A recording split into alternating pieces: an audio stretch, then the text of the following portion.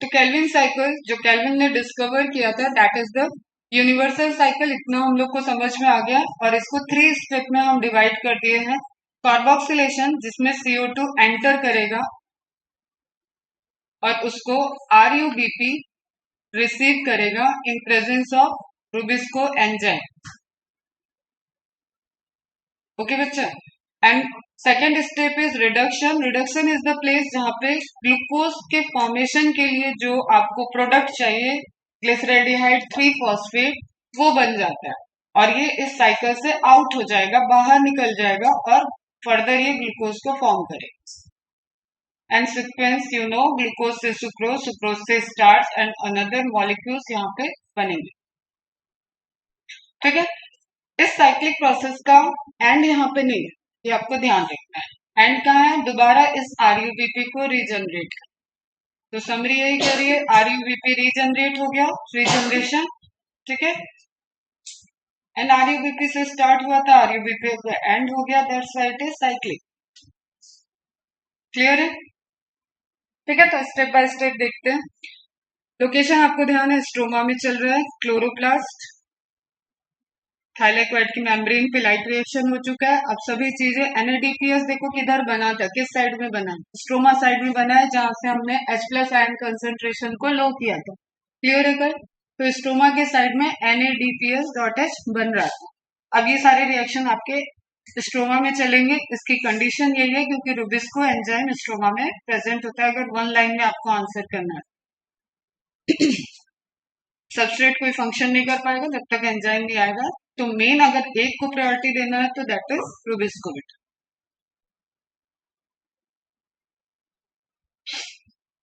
तो स्टेप 1 को देखते हैं अपन।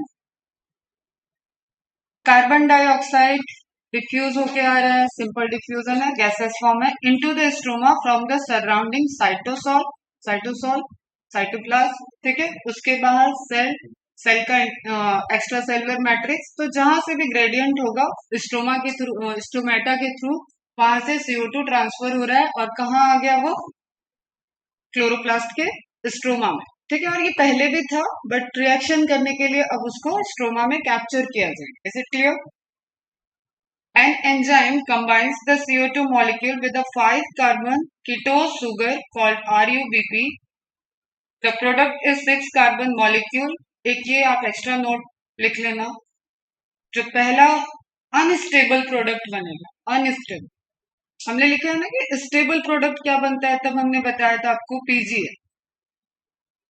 ओके। एनिडायोल, एनिडायोल पूछा जाता है बेटा, आप ऐसे समझ लेना इसको। 2 फॉस्फेट इसमें जुड़े हैं ना, तो हाई एनर्जी बॉन्ड है, हाई एनर्जी है इसके अंदर। जैसे मैंने बताया, इलेक्ट्रॉन जब एक्साइटेड हो गया, निकल गया, और उसको किसी ने रिसीव किया, तो बहुत देर तक नहीं रख सकता क्योंकि वहां पे एनर्जी है, तो वो जस्ट उसको ट्रांसफर कर देगा। उसी तरीके से एनिडायल बन तो रहा है, लेकिन वो स्टेबल नहीं है। उसके अंदर जो एनर्जी है उसके वजह से वो 3 कार्बन में ब्रेक हो जाएगा, इसलिए 2 मॉलिक्यूल आपको PGA के मिल जाते हैं। Is it clear? तो एनिडायल सब लोग नोट कर लेना, चाहे NCERT में करो चाहे नोट्स में। 6 कार्बन मॉलिक्यूल हो, और 6 कार्बन जब ब्रेक करेगा 2 मॉलिक्यूल में, तो ऑब्वियसली 3 कार्बन का 1 मॉलिक्यूल बनेगा, इसलिए PGA के 2 मॉलिक्यूल बने। दैट इमीडिएटली, ये याद रखना है, इमीडिएटली नहीं होता तो हम इसको स्टेबल प्रोडक्ट बोल देते ना, मतलब उसका, इस पे कोई एंजाइम नहीं वर्क कर रहा, समझ रहे हो ना तुम? अनस्टेबल है, मतलब हम खुद कुछ कर रहे हैं, हमें कोई जरूरत नहीं था बाहर के फोर्स का या एंजाइमेटिक रिएक्शन करके। एनिडाल बना और टूट गया। जिस तरीके से मैंने तुम लोग को बताया है, enzyme substrate complex, enzyme product complex, तो ये ट्रांजिएंट स्टेज में होते हैं, बीच बीच में रहेंगे, और आगे ये कभी स्टेबल नहीं होता। एंजाइम और प्रोडक्ट फिर अलग हो जाते। ठीक है। तो इंटरमीडिएट अनस्टेबल फॉर्म है, जो अपनी एनर्जी की वजह से सस्टेन नहीं कर पाता और क्विकली इमीडिएटली ब्रेक डाउन और split into 3 carbon molecule known as phosphoglyceric acid. Is it clear? Enzyme कौन आएगा? रुबिस्को। बहुत पहले रुबिस्को का फुल फॉर्म पे एक चॉकलेट मैंने बोला था, सान्या को वो हुआ था। इसके अलावा मैंने किसी किसी को, एक तो सोइनी को बोला हुआ है, और किसी को बोला है तो याद दिलाना जरा, एक दिन में चॉकलेट समारोह।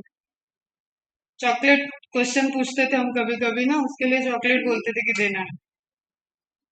अभी तुम लोग का नाम नहीं याद रहता इसलिए वो इतना पेंडिंग चल रहा है, पहले तो दे देते थे। बॉयज में तो आई थिंक कोई कभी दिया। चलो एक दो दिन और चांस देते हैं, दो चार बॉयज में भी आ जाएंगे। तो आरयूबीपी, देखो बेटा 5 कार्बन बिस 2 फॉस्फेट है ना, CO2 एंटर कर रहा है, CO2 को रिसीव किया आरयूबीपी ने इन प्रेजेंस ऑफ रुबिस्को। अब मेरी लैंग्वेज सुनना, दिस इज द बायोकेमिस्ट्री। तो अब क्या हो रहा है वही मैं बोलूंगी। आरयूबीपी ऑलरेडी स्ट्रोमा में प्रेजेंट है, रुबिस्को ऑलरेडी स्ट्रोमा में प्रेजेंट है, CO2 आया, आरयूबीपी ने उसको रिसीव किया in presence of rubisco enzyme and it converted into enediol unstable intermediate product which immediately split into PGA। Is it clear? हो गया, ये सेंटेंस खत्म हो गया। तुम्हें भी इसी तरीके से याद होना चाहिए। तो 2 मॉलिक्यूल आपका पीजीए का बन गया। दोनों मॉलिक्यूल फॉस्फोग्लिसरिक एसिड जब आप बोल रहे हो तो एक फॉस्फेट यहाँ है, एक फॉस्फेट यहाँ है, 1 फॉस्फेट ईच। कार्बन कितने? 3। ओके, ऐसे पीजीए पीजीए 2 बार लिख के 2 बार लिखने से अच्छा आप ऐसे भी लिख सकते। ठीक है, अब 2 into 3 मत कर देना, वो कर रहे हो तो उसको भी समझ लो, that is 6 carbon, not 6 PGA. Is it clear? सबको समझ में आ रहा है ना? थोड़ा सुबह का फायदा उठा लो, समझ में आना चाहिए आज का एकदम क्लास, कभी कभी मिलता है। Carboxylation is the fixation of CO2 into stable organic intermediate बेटा। क्योंकि अभी ये ग्लूकोज नहीं है ना, तो हम इसको जो भी बीच में मिलेगा सबको इंटरमीडिएट मिलेगा। Carboxylation is the most crucial step. Why it is crucial? Crucial किसको बोलते हैं? जहां से एकदम की पॉइंट, CO2 आएगा तो कार्बोक्सिलेशन ही होगा। बीच में आप देखो ये पीजीए कहीं और जा सकता है, पीजीए का कुछ और हो सकता है फेट की, वो किसी और पाथवे का पार्ट बन जाए और उसका सबस्ट्रेट बन जाए। ठीक है, ग्लिसरल्डिहाइड 3 फॉस्फेट कहीं और जा सकता है, आरयूबीपी कुछ और भी काम कर सकता है। लेकिन what is the crucial step कि CO2 का आना, CO2 आएगा नहीं तो डार्क रिएक्शन नहीं चलता, that's why it is crucial step of the Calvin cycle where CO2 is utilized for the carboxylation of RUBP। अब ध्यान रखना, CO2 का addition that is process of carboxylation. अभी अपन सेलुलर रेस्पिरेशन में क्या पढ़ेंगे? डी कार्बोक्सिलेशन, CO2 को निकालना। तो टर्म एकदम समझा करो, बाकी कुछ बायोकेमिस्ट्री ऐसा बहुत हार्ड नहीं होती है। ठीक है, कार्बोक्सिलेशन CO2 को ऐड कर दिया, डी कार्बोक्सिलेशन जब CO2 को निकालेंगे तो डी कार्बोक्सिलेशन हो जाएगा। तो कार्बोक्सिलेशन किसका हो रहा है? जो उसको रिसीव किया था। ठीक है, कोई गेस्ट आया तो किससे मिलता है? होस्ट से। ओके, ये क्वेश्चन है, सब एमसीक्यूज हैं। This reaction is catalysed bye enzyme RUBP carboxylase oxygenase लिखो, एनसीईआरटी आधा अधूरा काम दिया है। ठीक है, रुबिस्को मैंने एक बार बताया था कि अगर C और O कैपिटल में लिखा है the enzyme is carboxylase oxygenase, वही होता है। which results in the formation of 2 molecule, underline करना 2 को, 3 पीजीए। 3 को भी लिख लो, जब तक आपके दिमाग में बैठे नहीं तो मतलब सबका लिखते रहा करो। 3 का मतलब है 3 carbon PGA phosphoglyceric acid. Since this enzyme also has an oxygenation, that's why I written here oxygenase, है ना बेटा? Oxygenation activity, it would be more correct to call it RUBP carboxylase oxygenase Rubisco। लिख दिया आपके NCERT में आगे। हो गया मां? Addition of CO2 to a compound known as carboxylation. Definition है ये कार्बोक्सिलेशन रिएक्शन की। In Calvin cycle CO2 acceptor molecule is 5 carbon phosphorylated ketose sugar. It is RUBP। Position पूछेगा तो याद रहना चाहिए आपको, it combines with CO2, this occurs in the presence of, हो गया ये सब point. It is the main enzyme of Calvin cycle. Crucial step है तो जो एंजाइम होता है वो मेन एंजाइम होता है। एलिमेंट मिनरल्स में आपने पढ़ा हुआ है कि रुबिस्को किसके साथ है? मैग्नीशियम आयन के साथ। ओके, क्लियर है बच्चा? है ना, सारे पॉइंट आपके पढ़े हुए हैं। रिएक्शन आप नोट जरूर करना ताकि आपको कुछ भी कंफ्यूजन नहीं रहे। RuBP 6CO2, मैंने बताया था एक ग्लूकोज के लिए आपको 6 बार ये साइकिल चलेगी, है ना। तभी 6 वगैरह जो नंबर आ रहा है उस पर आपको कंफ्यूज नहीं होना है, ठीक है। रूबिस्को एंजाइम मैग्नीशियम आयन इसका नीड है फंक्शन के लिए, 6H2O को यूज कर रहा है, NaDiol बना था, 6 molecule unstable and then it converted into 3 phosphoglyceric acid.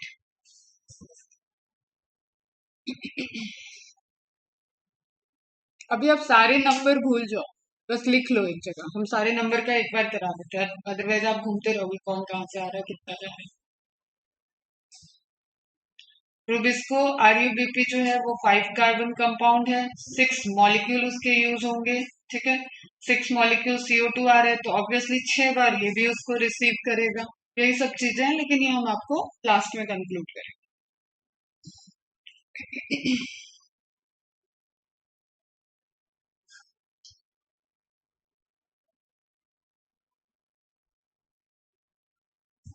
ठीक है, 12 मॉलिक्यूल बनेंगे। इसकी जगह आप ऐसे भी लिखते हो तो भी वो करेक्ट है।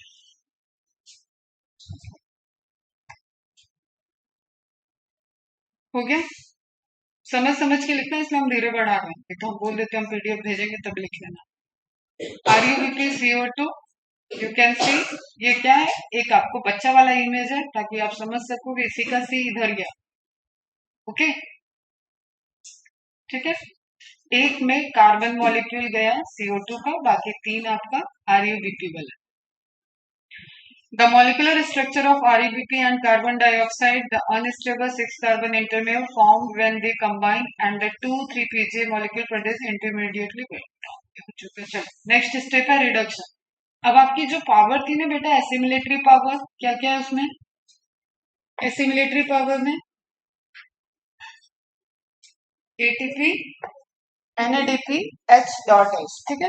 वो यूज होंगे किस स्टेप में? रिडक्शन में। उनका अभी आपने कार्बोक्सिलेशन में कोई रोल नहीं देखा, तो फर्स्ट टाइम वो कहाँ यूज होंगे? आपके रिडक्शन। CO2 को रिसीव किया RuBP ने, अब उससे ऑर्गेनिक एसिड बन चुका है PGA। Now it's time to reduce the PGA, convert करना है उसके फॉर्म को, है ना। अब ये स्टेप आप समझना। In the second step ATP and NADPH daughters are use to convert the 3 PGA molecules into molecules of a 3 carbon sugar glyceraldehyde 3 phosphate। आपको मैं एक सिंपल केमिस्ट्री बता दूं पहले। एसिड रिड्यूस होता है तो एल्डिहाइड बनता है, ठीक है। एल्डिहाइड रिड्यूस होता है तो अल्कोहल बनता है। अब देखना, आपको जब कार्बोक्सिलिक एसिड वगैरह पढ़ाया जाएगा तो वहां इस तरीके से रिएक्शन रहेंगे, और एसिड का अगर ओवर रिडक्शन होता है तो डायरेक्ट अल्कोहल बन जाए। ऑर्गेनिक केमिस्ट्री में आप पढ़ोगे, बट ये सिंपल चीजें ध्यान रखो, है ना। तो यहाँ पे आप देख रहे हो कि एसिड का रिडक्शन होने जा रहा है, तो अब रटने की जरूरत नहीं है। क्या बनेगा फाइनली? ग्लिसरैल्डिहाइड 3 फॉस्फेट। ओके, कहां से बन रहा है? फॉस्फोग्लिसरिक एसिड से। तो रिडक्शन हुआ सिंगल स्टेप वाला, ओवर रिडक्शन नहीं है। Is it clear? समझ में आ रहा है सबको? तो थोड़ा सा ये भी आप इंफॉर्मेशन ध्यान रखो। 3 carbon sugar glyceraldehyde 3 phosphate, this stage gets its name because NADPH donates electrons। Reduction नाम क्यों दिया गया? ये इलेक्ट्रॉन को डोनेट करेगा और reduces a 3 carbon intermediate to make G3P। This process occurs in 2 major steps। इसके अपने 2 स्टेप हैं, वो भी आपको ध्यान रखना है ना। First step, each molecule of 3 PGA, कितने मॉलिक्यूल थे? 2, ठीक है। तो दोनों ही रिएक्शन अब आगे की तरफ जा रहे हैं। रिसीव्स अ फॉस्फेट ग्रुप, कहां से आ जाएगा सोचो? कौन यूज हो रहा है? ATP। फॉस्फेट कौन देगा? ATP देगा, और ADP को वो रिजेनरेट कर देगा। एंड NADPH क्या करेगा? प्रोटॉन और इलेक्ट्रॉन दे देगा, ठीक है। Phosphate group from ATP turning into doubly phosphorylated molecule 1,3 bis phosphoglycerate। बीच में क्या बना? 1,3 बिस मतलब 2 फॉस्फेट मॉलिक्यूल हो गए। पीजीए में एक था ही ऑलरेडी, है ना, ठीक है। पीजीए में एक फॉस्फेट था, फॉस्फोग्लिसरिक एसिड, एक फॉस्फेट और ऐड हो गया एटीपी से, ठीक है। क्या हो गया वो, 1,3 थ्री पोजीशन पे पहले वाला फॉस्फेट था, फर्स्ट पोजीशन फर्स्ट कार्बन पे एक और ऐड हो गया, बिस फॉस्फोग्लिसरेट रिडक्शन हुआ है, दैट्स वाई ग्लिसरेट बना है, मतलब अभी एसिडिक फॉर्म में आयनिक हो गया, and living behind ADP as a by product बेटा। अब आपको जो एटीपी जनरेशन के टाइम एडीपी चाहिए था वो भी तो दोबारा रीजनरेट होना चाहिए ना। कई सारे पैरेलल प्रोसेस है जहाँ एटीपी यूज हो रहा है, बट दैट इज रिक्वायर्ड कि एटीपी को जनरेट करने के लिए एडीपी भी चाहिए। तो जब जब एटीपी यूज होगा तो एडीपी रीजनरेट हो जाता है ना। सेकेंड, अब एल्डिहाइड बनाना है अपने को। 1,3 बिस फॉस्फो ग्लिसरिक एसिड और glycerate molecules are reduced, gain electron कहाँ से लेगा ये, एनएडी PH dot S, है ना। Each molecule receives 2 electron from NADPH and loses one of its phosphate group। जब भी फॉस्फेट आएगा ना बेटा, समझ जाना एनर्जी ज्यादा हो रही है, वो स्टेबल होने के लिए कन्वर्ट करेगा, turning into 3 carbon sugar called glyceraldehyde 3 phosphate. फिर कौन सा फॉस्फेट उसने डोनेट कर दिया, वही जो बिसफॉस्फेट में ऐड हुआ था। This step produces NADP plus, ये रीजनरेट हो गया, ये यहाँ रीजनरेट हो गया, ये दोबारा एटीपी बनाने में रोल प्ले करेगा, ये दोबारा स्ट्रोमा में प्रेजेंट है, लाइट रिएक्शन में NADPH बनाने में रोल प्ले करेगा। क्लियर बच्चों, तो इस स्टेप में एडीपी और NADP प्लस का रीजनरेशन हो गया, प्लस NADPH के पास जो इलेक्ट्रॉन थे वो उसने दे दिए और रिड्यूस कर दिया फॉस्फोग्लिसरिक एसिड को, ग्लिसरल्डिहाइड 3 फॉस्फेट में रिड्यूस हो गया वो finally. This step produces an inorganic phosphate as by product, है ना। कंक्लूजन में आप लिख सकते हो ADP Pi plus NADP plus, ये सब दोबारा इसको रीजनरेशन नहीं कहेंगे, फ्री हो गए, ठीक है, फ्री हो गए ताकि ये लाइट रिएक्शन में फिर से यूज हो सके। अभी हम सिंपल ये समझ रहे हैं, वो यूज कहीं पे भी हो सकता है, ओके। तो 3 फॉस्फोग्लिसरिक एसिड से एक फॉस्फेट को ऐड कर लिया, कहां से, एटीपी ने एक फॉस्फेट को डोनेट किया, तो फॉस्फोराइलेशन किसका होगा, पीजीए का फॉस्फोराइलेशन हो गया, एंड यहाँ पे 2 फॉस्फेट ग्रुप हो गए। This is again unstable product and it reduces by the gain of electron from NADPH and inorganic phosphate आपका रिलीज हो गया, ये पी रिलीज हुआ ना, इसको अपन बोल रहे हैं inorganic phosphate, and finally 1 phosphate वाला आपका, और H भी आएगा, ठीक है, H भी इसका आएगा, दैट्स वाई हम इसको एसिड से अब एल्डिहाइड बोले। एसिड में क्या था, COOH, एल्डिहाइड में क्या होता है, CHO, है ना। क्लियर है, क्लियर है। तो फाइनली क्या मिल गया आपको, ग्लिसरल्डिहाइड 3 फॉस्फेट। अब 2 मॉलिक्यूल पीजीए के थे तो ग्लिसरल्डिहाइड 3 फॉस्फेट के भी 2 मॉलिक्यूल मिलेंगे। एक एटीपी यूज हो रहा है, दो दो मॉलिक्यूल है तो 2 एटीपी यूज हो जाएगा, 2 NADPH यूज हो जाएगा। अभी आप मत फिर से वही हम बस बताते जा रहे हैं, नंबर को हम बाद में एक बार रिलेट आपको कर देंगे। ये प्रोसेस समझ में आ गई, है ना। और यहाँ पे सिंगल स्टेप रिडक्शन वाला चीज हुआ, इसलिए एसिड से एल्डिहाइड बना लेना, आप कुछ रखने की नीड नहीं है। ये फॉस्फोग्लिसरिक एसिड था, ये ग्लिसरल्डिहाइड बस पहले लिख दिया उसको आपने, एंड 3 फॉस्फेट, इसी को बोलते हैं ट्राइफॉस्फोग्लिसरेट, सेम ही चीज होता है। तो ग्लिसरेट तो आप बाद में भी लिखोगे तो उसी का फॉर्म हो जाता है, तो अलग अलग रिएक्शन में अलग अलग नाम लेते हैं उसका, क्योंकि जस्ट H प्लस का है ना, तो ये कभी भी ऑक्सीडाइज भी हो सकता है, रिवर्स भी चल सकता है। Reactions of the reduction stage of the Kelvin showing the molecular structure of the molecules involved, 2 phosphate, एक फॉस्फेट आपने निकाला, and then glyceraldehyde 3 phosphate, phosphate group का स्ट्रक्चर। अब जो इम्पोर्टेंट चीज है, आप समझो, यहाँ पे डिहाइड्रोजिनेशन रिएक्शन हो रहा है। डिहाइड्रोजिनेशन, हाइड्रोजन को निकालना कहाँ से? NADPH से। दैट्स वाई हम एंजाइम क्या बोलेंगे? डिहाइड्रोजिनेज, सेकेंड स्टेप वाले में। एंड पहले में क्या है? एटीपी जब भी यूज होता है ना बेटा, उस रिएक्शन को काइनेटिक रिएक्शन बोलते हैं। काइनेटिक रिएक्शन, एनर्जी दे रहा है ना, वो एनर्जी बढ़ाएगा, उस सबस्ट्रेट में एनर्जी को ऐड करने आ रहा है एटीपी। तो आप इसको ध्यान रखना, जब हम ग्लाइकोलिसिस पढ़ाएंगे तो वहां पे हेक्सोकाइनेज आए, ग्लूकोज से ग्लूकोज 3 फॉस्फेट बनाने के, ठीक है।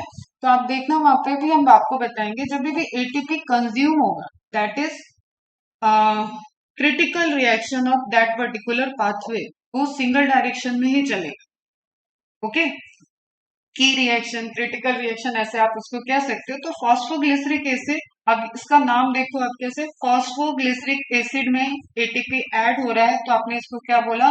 फॉस्फोग्लिसरोकाइनेज। जब मैंने बोला हेक्सोकाइनेज, ग्लूकोज 6 फॉस्फेट बनेगा, तो ग्लूकोज आपको बस हम रिलेट कर रहे हैं, थोड़ा सा समझो। यहाँ पे ग्लूकोज आपको पता है 6 कार्बन शुगर है, 6 कार्बन शुगर को अपन हेक्सोज बोलते हैं, है ना। तो नेम से ही निकल आता है कि होने वाला क्या है। तो ग्लूकोज को काइनेटिक एक्टिविटी, एनर्जी प्रोवाइड करके ग्लूकोज 6 फॉस्फेट बनाना है, फर्स्ट स्टेप है ग्लाइकोलिसिस का। एंजाइम जो यूज होगा वो हेक्सोकाइनेज। फिर वहां पे आपको यहाँ पे क्या कर देना? फॉस्फोग्लिसरोकाइनेज। क्यों? इसी सबस्ट्रेट पे ये वर्क कर रहा है।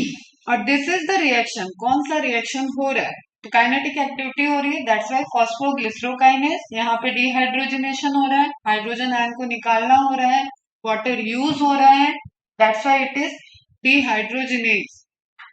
ठीक है, बायोमोलिक्यूल में आपने क्या पढ़ा था? डिहाइड्रोजनेशन, कंडेंसेशन रिएक्शन, ठीक है, जहाँ पे वाटर मॉलिक्यूल निकलता था और 2 मॉलिक्यूल जुड़ जाते थे और मोनोमर से डायमर बन जाता। तो रिएक्शंस का मीनिंग ही उस एंजाइम के नाम में होता है बेटा। Is it clear? आगे आप ये अभी मत नोट कर, मतलब इस पे फोकस मत करो, हम करते हैं। ठीक है, तो फर्स्ट स्टेप में एटीपी यूज हुआ, सेकेंड स्टेप में NADPH2 यूज हो रहा है, एंड दोनों ही रीजनरेट कर दे रहे हैं NADP plus, PI and ADP। This is the summary of reduction step. और यहाँ से जो ये फॉस्फोग्लिसरेल्डिहाइड है या ग्लिसरेल्डिहाइड 3 फॉस्फेट है, this is the same structure, ये बाहर चला जाएगा इस साइकिल से और ग्लूकोज को फॉर्म करेगा। लेकिन आप कैल्विन साइकिल पढ़ रहे हो, इसलिए आपको रीजनरेशन वाले स्टेप की तरफ जाना पड़ेगा। Is it clear? PGA is converted into another 3 carbon molecule, aldehyde, पागल नहीं लिखते है ना, ठीक है।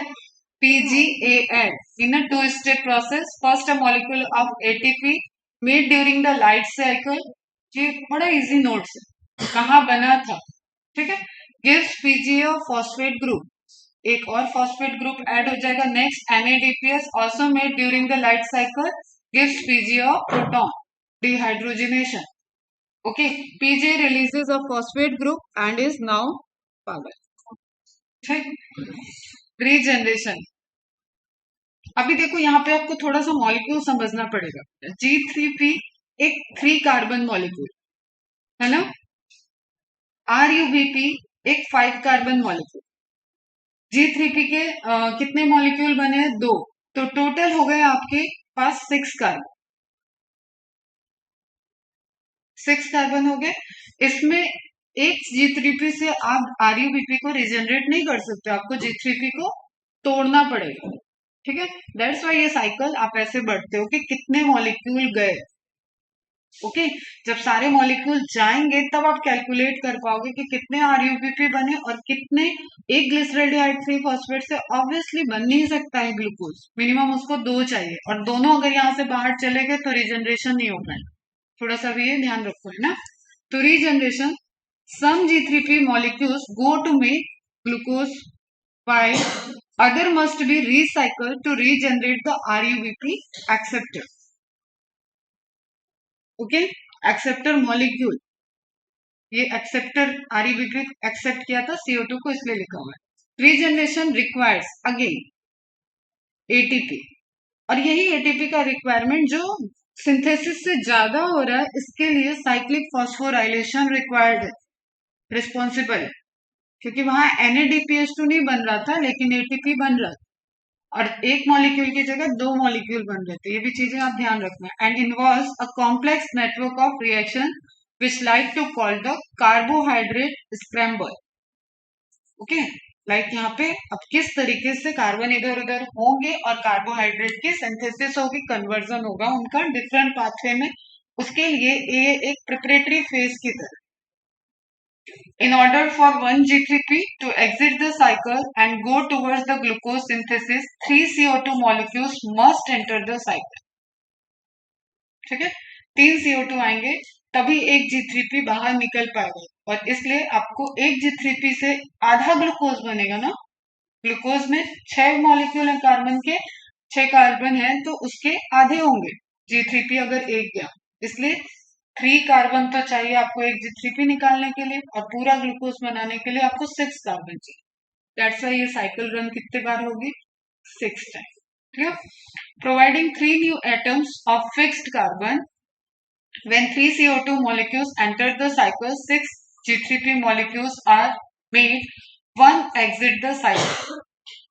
एंड अब जो 6 G3P है इसमें से 1 निकल जाएगा तो आप 5 को रीजनरेट कर पाएंगे।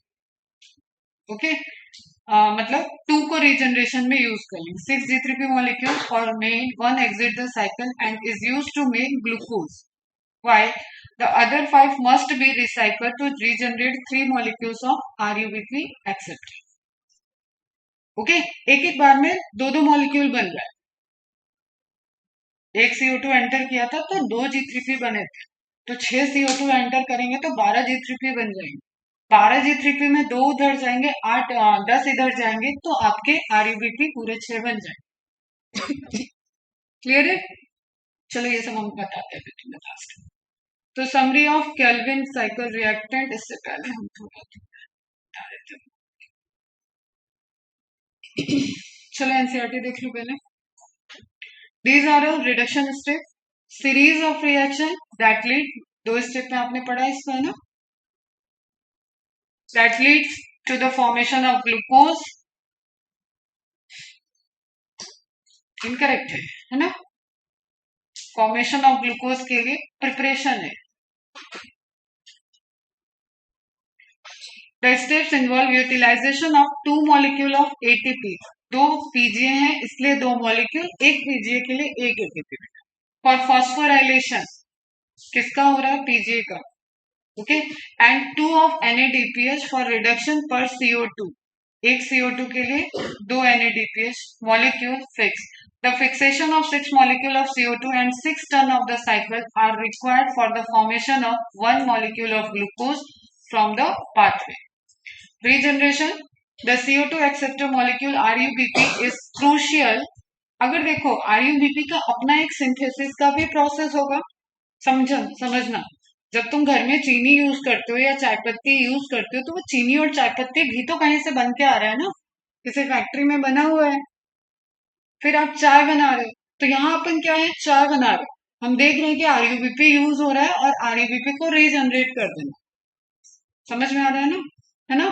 तो उसी तरीके से एक साइक्लिक प्रोसेस, एक सिंथेसिस की प्रोसेस चल रही होगी जिसमें RUBP सिंथेसाइज हो रहा है। अगर ये रीजनरेट नहीं होगा तो उस प्रोसेस का रेट ऑफ रिएक्शन हाई करना पड़ेगा, और वो प्रोसेस जो भी पाथवे होगा वो अगेन मल्टी स्टेप होगा, एनर्जी रिक्वायर्ड होगा, तो एनर्जी को कंज्यूम करेगा तो माइटोकॉन्ड्रिया पे लोड बनेगा, माइटोकॉन्ड्रिया पे लोड बढ़ा तो आपको खाना ज्यादा खाना पड़ेगा। सिंपल आप समझो, प्लांट के केस में समझो, प्लांट को ज्यादा अपने प्रोसेस बढ़ानी पड़ेगी। तो नेचर में प्रोसेस वही एक्सेप्टेड होती है जो कम एनर्जी में ज्यादा प्रोडक्ट देती है, इसलिए ये साइकिल में रीजनरेशन को क्या बोला जा रहा है, क्रूसियल। अगर ये रीजनरेट नहीं हुआ तो RUBP की सिंथेसिस आपको हाई करनी पड़ेगी। ठीक है, आप पोस्ट की कॉपी नहीं बना सकते ना, बहुत सारी कॉपी बना दी और सबको एक एक मेहमान को सब अटेंड कर रहे हैं, ऐसा नहीं होता ना, तो उसको रीजनरेट करना। Regeneration of CO2 acceptor molecule RUBP is crucial, बेटा मार्क कर लेना। किस लिए क्रूशियल है, ताकि ये साइकिल की कंटिन्यूटी बने रहे। If the cycle is to continue uninterrupted, Otherwise, it will be dependent on the synthesis of RUBP. तो सिंथेसिस होना डिफरेंट है, रीजनरेशन होना डिफरेंट है. क्लियर है? The regeneration stage requires 1 ATP for phosphorylation to form RUBP. यहाँ पे bisphosphate है ना, बिसफॉस्फेट है एंड ग्लिसरल्डिहाइड में एक ही फॉस्फेट है, तो अगेन उसको फॉस्फोराइलेशन की नीड होगी, फिर से एटीपी आएगा, अपना एक फॉस्फेट दे देगा तो एडीपी रीजनरेट हो जाएगा और एक फॉस्फेट यहाँ पे ऐड हो जाएगा तो वो G3P से RUBP में कन्वर्ट हो जाएगा. अब मैटर आता है सिर्फ कार्बन मॉलिक्यूल कि वो 3 कार्बन से 5 कार्बन में कैसे हो रहा है.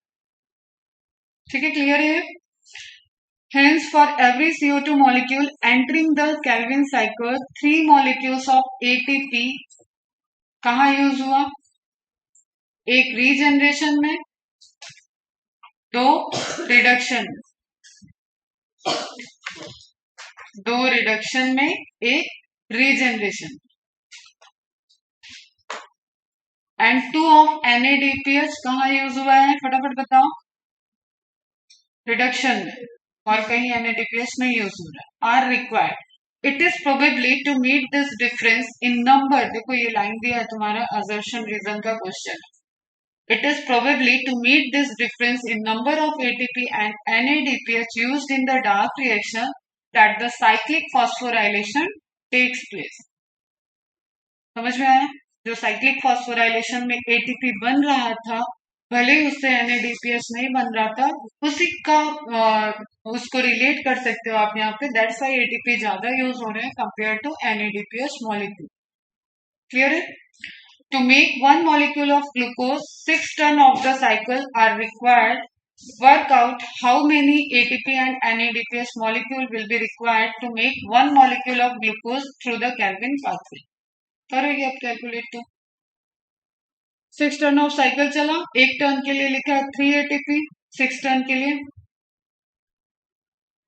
ठीक है, एंड 2 NADPH तो 6 टर्न के लिए 12. आपको टेबल दिया होगा एक, क्या इन हो रहा है क्या आउट हो रहा है. ठीक है, तो इनमें आप देखो 6 कार्बन डाइऑक्साइड, ये 1 ग्लूकोज के लिए ध्यान रखना हमेशा, 1 ग्लूकोज, और एक साइकिल में एक CO2 जा रहा है. दैट्स वाई हम इसको क्या बोलते हैं? 6 cycle takes to form 1 glucose molecule. Okay, 6 CO2 enter किए, 18 ATP, 12 NADPH, 3 प्लस 3, 3 को 2 प्लस 1, जैसे भी आप लिख लो. ये बड़ा इंपॉर्टेंट है बेटा आपका. जो यहाँ पे बच्चे लीड करते हैं, जो आपको डिफरेंट डिफरेंट, क्योंकि ये आपको डायरेक्ट ऐसा पूछा था तो इजी क्वेश्चन है. वो कंडीशन दे देगा कि इतने साइकिल रिएक्शन चलने हैं केल्विन के तो कितने एटीपी यूज होंगे. कंडीशन दे दिया. अगर वो साइकिल स्टार्ट हुआ फिर रीजनरेशन से पूछा तो कितने एटीपी यूज होंगे. ठीक है, रिडक्शन स्टेप यूज हो रहे हैं तो कितने होंगे. पूरे कंप्लीट साइकिल को आपको कंसीडर करना है कि यहाँ पे it is required the 8 molecule CO2. ठीक है, वो कंसीडर करवाएगा. तो वहां पे आपको कैलकुलेशन याद होना चाहिए, डायरेक्ट नहीं. तो 3 मॉलिक्यूल एक साइकिल में यूज हो रहे हैं, 2 आपके यूज हो गए रिडक्शन स्टेप में, 1 रीजनरेशन स्टेप में, एंड यहाँ पे 2 मॉलिक्यूल आपके रिडक्शन में यूज हो गए. क्या क्या आउट हुआ? मतलब बाहर निकला. आउट हुआ मतलब बाहर निकल रहा है. प्रोडक्ट क्या है इसका? 1 ग्लूकोज मॉलिक्यूल जो कि एकदम अलग ही बनेगा इस साइकिल के बाहर निकल के, 18 ADP रीजनरेट हुए एंड 12 NADP रीजनरेट हुए. ये सब कहाँ पार्टिसिपेट कर जाएंगे? ये चला जाएगा आपका वापस लाइट रिएक्शन में. आप इससे रिलेटेड देखो. और ये कहाँ जाएगा? ये जाएगा या तो सेलुलर रेस्पिरेशन में या तो अनदर प्रोडक्ट को फॉर्म करेगा. Formation of another molecule, other biomolecule. समझ में आया बच्चे इतनी बात? क्लियर है? अब चलो कार्बन कैलकुलेट कर लेते हैं, उसके बाद आप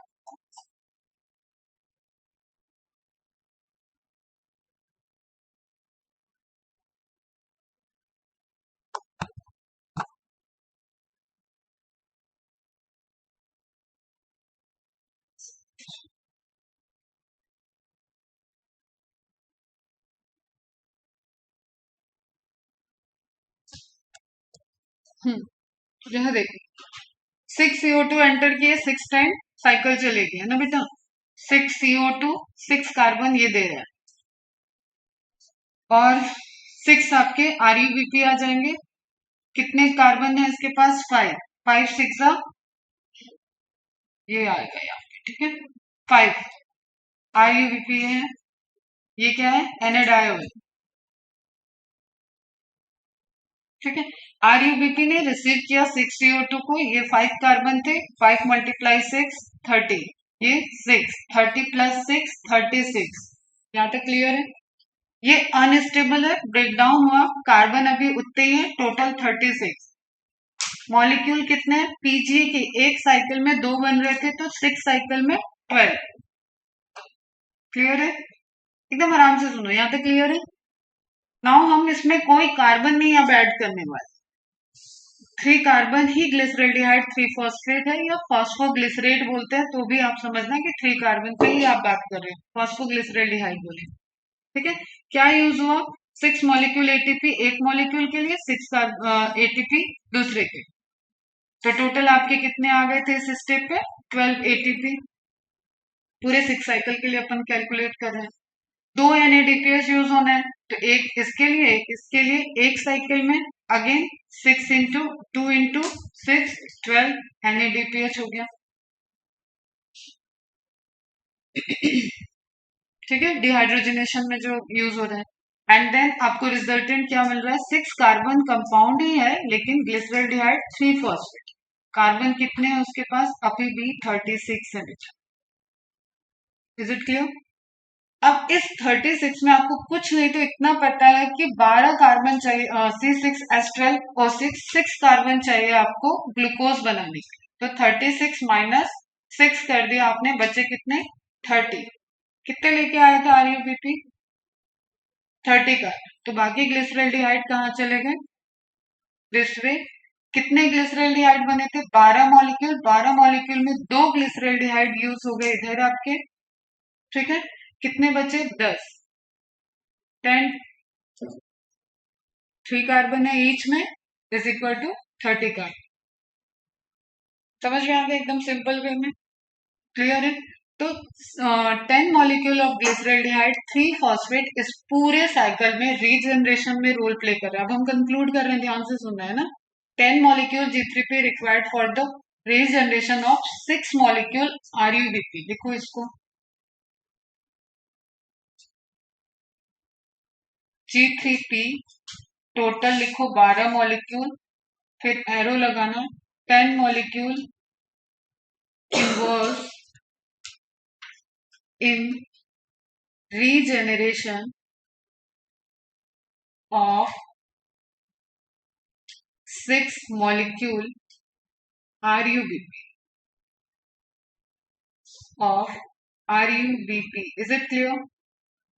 है ना? RUBP 5 कार्बन है, ये 3 कार्बन है,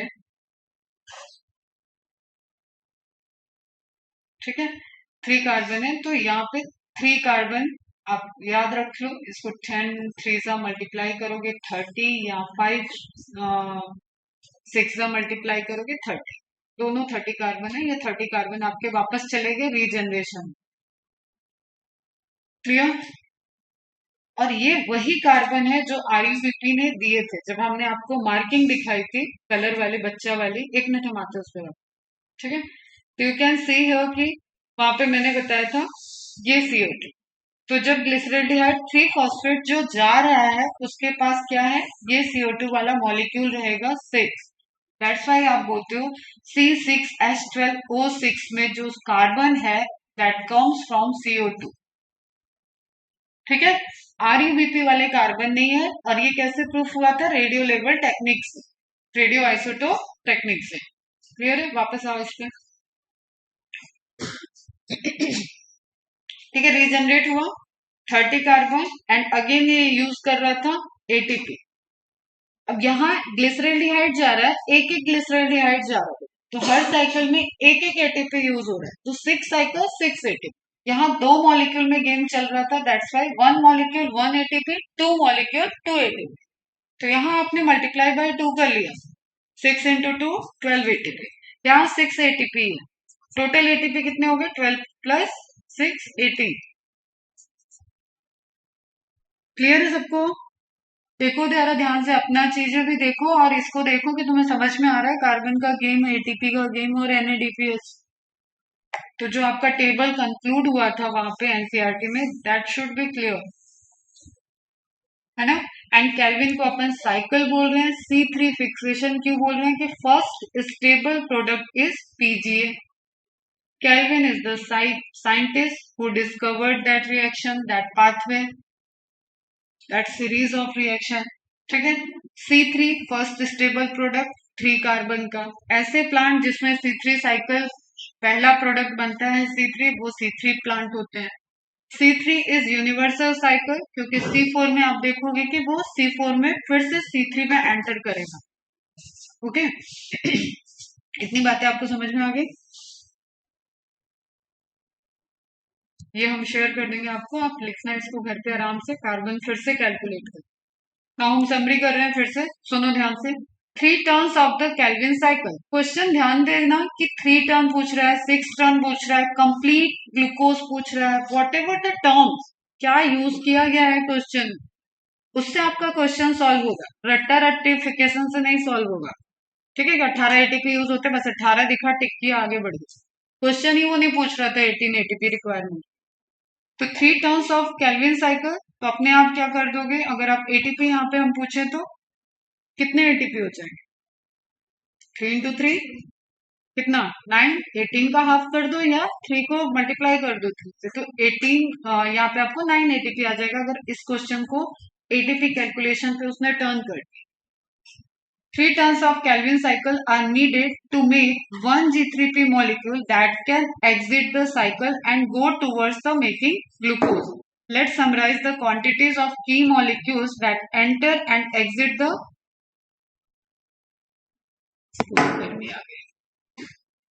लाइट नहीं है इसका मतलब।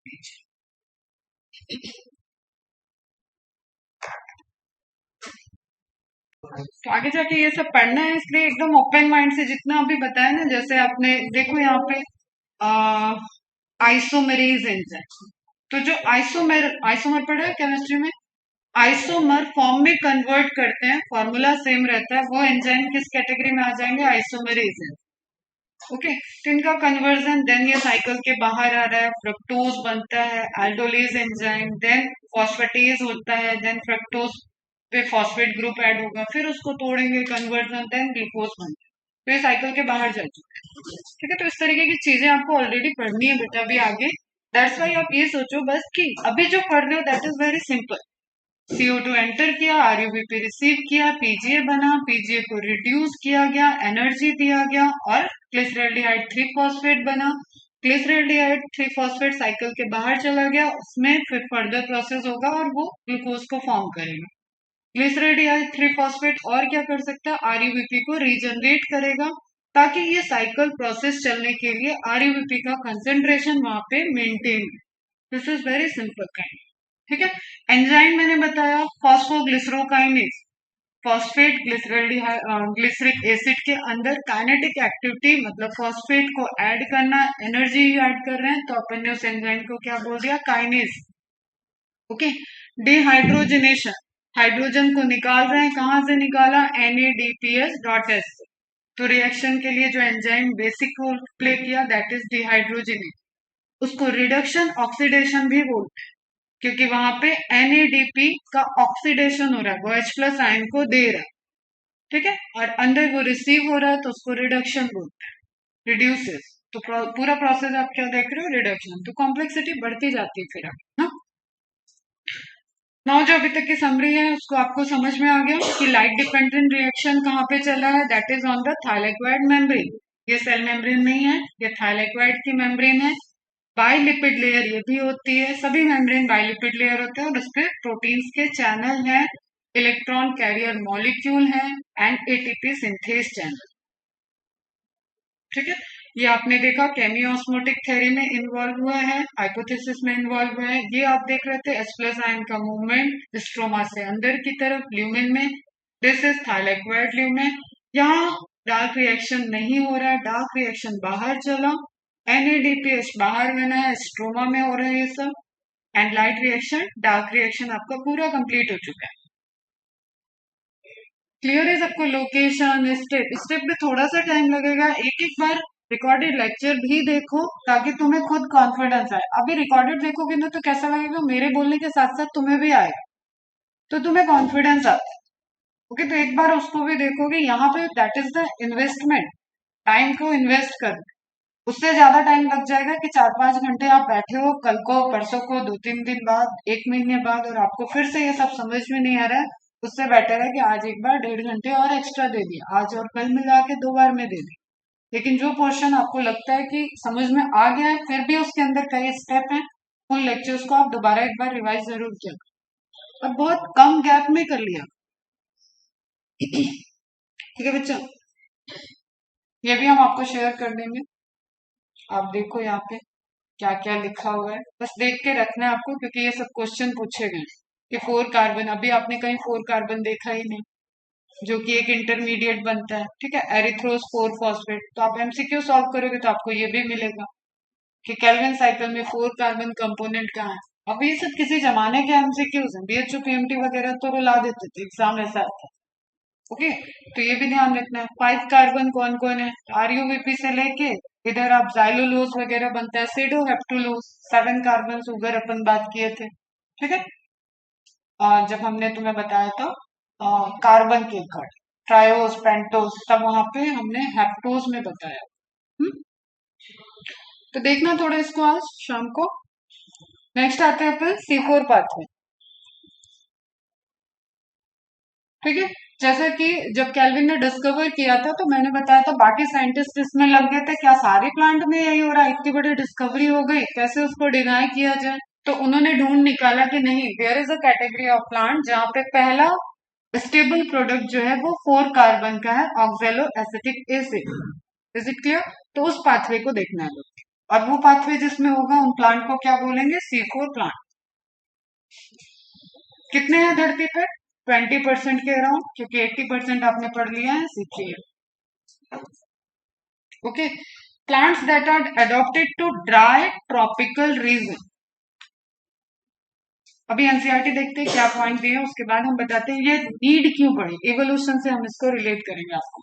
Have the C4 pathway mention earlier, ठीक है, पहले जब C3 C4 की बात हुई है तो हम बात कर रहे हैं dry tropical reason, temperature high होते हैं इस एरिया में, ठीक है। टेम्परेचर हाई होगा तो ऑब्वियसली ड्राई कंडीशन हो जाती है। तो यहाँ पे मोस्टली कैसे ये जेरिक प्लांट्स आ जाएंगे, कुछ ऐसे आ जाएंगे जो आपको दिख रहे हैं आपके नियर बाय, जैसे सुगर की, ठीक है, लेकिन उनको वाटर की इतनी नीड नहीं है, या उनके पास बंडल शीट का क्रेंज एनाटॉमी अरेंजमेंट है, उस केस में वो C4 प्लांट में कन्वर्ट हो जाते हैं और है आपके आसपास। तो आपको एकदम ये नहीं सोच लेना है कि ड्राई, ठीक है, this is general. Have the C4 pathway mentioned earlier. Though these plants have the C4 oxaloacetic acid OAA as the first CO2 fixation product, they use the C3 pathway or the Calvin cycle as the main biosynthetic pathway. Main biosynthetic pathway still क्या है, C3 pathway. इसका मतलब वो CO2 को fix कर रहा है, ऑक्जेलो acetic acid में कन्वर्ट कर रहा है, देन कहीं फिर से हम उसको CO2 को रिलीज करा रहे होंगे और C3 साइकिल चल रही होगी। C3 साइकिल हमने पढ़ लिया, वहां पे CO2 एंटर करेगा, RUVP रिसीव करेगा एंड PGA बनेगा। तो अगर ये कह रहा है कि बायोसिंथेटिक पाथवे C3 ही है, इसका मतलब स्टेप में डिफरेंस कहाँ होगा, एटमॉस्फेरिक CO2 को फिक्स करने। समझ में आ रही बात? एटमॉस्फेरिक CO2 को फिक्स किया, ऑक्जेलो एसिटिक एसिड बनाया, उसको कन्वर्ट किया एंड देन फिर उसके CO2 को निकाल लिया और उसको C3 साइकिल में भेज दिया। अब ये हुआ क्यों, that is the main question. Then in what way are they different from C3 plant, this is a question that you may reasonably ask. C4 plants are special. They have a special type of leaf anatomy. Leaf anatomy पढ़ाते वक्त मैंने बताया था bundle sheath, French anatomy नाम लिया था मैंने बोला था आएगा physiology. They tolerate higher temperature, ठीक है, they show a response to high light intensity. देखो जब टेम्परेचर हाई होगा ना, टेम्परेचर बाहर कोई आग तो लगी नहीं है, सिंपली सनरेज होगा, सूरज की रोशनी ज्यादा होगी, दैट इज द एरिया जहां पे टेम्परेचर हाई होता है। तो लाइट इंटेंसिटी से उसको रिलेट करना है आपको कि high light intensity, that is also correct. High temperature, also correct. Tropical rain forest, आपको पता है कि इस कंडीशन में क्या होगा, इवेपोरेशन हाई होगा, इवेपोरेशन हाई होता है तो क्लाउड ज्यादा बनते हैं, क्लाउड ज्यादा होता है तो फिर बारिश होती है। तो ये एक साइकिल है जो अलग अलग चीजों को इम्पैक्ट करती है ना। They lack a process called photo respiration. अब ये मार्क करो, इसको थोड़ा समझाएंगे हम, जो बाद में एनसीईआरटी में दिया हुआ है, सीक्वेंस में ये पहले होना चाहिए। And have greater productivity of biomass, ये भी मार्क कर लो। ग्रेटर प्रोडक्टिविटी ऑफ बायोमास ऐसे समझो आप कि शुगर का फॉर्मेशन ये ज्यादा कर, ठीक है, शुगर फॉर्मेशन हाई रहेगा। लेकिन आपको बोले कि अर्थ पे कंट्रीब्यूट किसका हाई है, तो C3 का ही होगा, वो अपने आप में 80% है, तो कम भी बनाएगा तो भी हाई। समझ रहे हो, जो नंबर में ज्यादा है उसकी टेंडेंसी भी कंट्रीब्यूशन में हाई होगा। दैट्स व्हाई आपके ग्रेन वगैरह जो आप मोस्टली यूज करते हो वो सब C3 प्लांट, ठीक है। Let us understand this one by one. इसमें मैं आपको पहले सब कुछ छोड़ के एनसीईआरटी में बताती हूँ कि क्या हो रहा है। यहाँ पे कंडीशन ये है बेटा कि जो आपका रुबिस्को एंजाइम है ना, वो है बहुत बदमाश। बदमाश इन द केस उसको CO2 मिला और ऑक्सीजन मिला, दल बदलू टाइप, है ना। It is a kind of दल बदलू। जब CO2 मिल रहा है तो वो फोटोसिंथेसिस कर दिया, ऑक्सीजन मिला तो रेस्पायरेशन नहीं बोलोगे बेटा कभी भी, it is light dependent respiration, आप इसको बोलते हो फोटो रेस्पायरेशन, है ना। अब एंजाइम है बेटा, एंजाइम को फ्री रहना पड़ेगा। अब यहाँ पे आपका enzyme inhibitor, competitive reactions, graph, वो सब आपको ध्यान में लाना पड़ेगा। किसका कंसेंट्रेशन हाई है, इट डिसाइडेड कि रुबिस्को किसको बाइंड करेगा।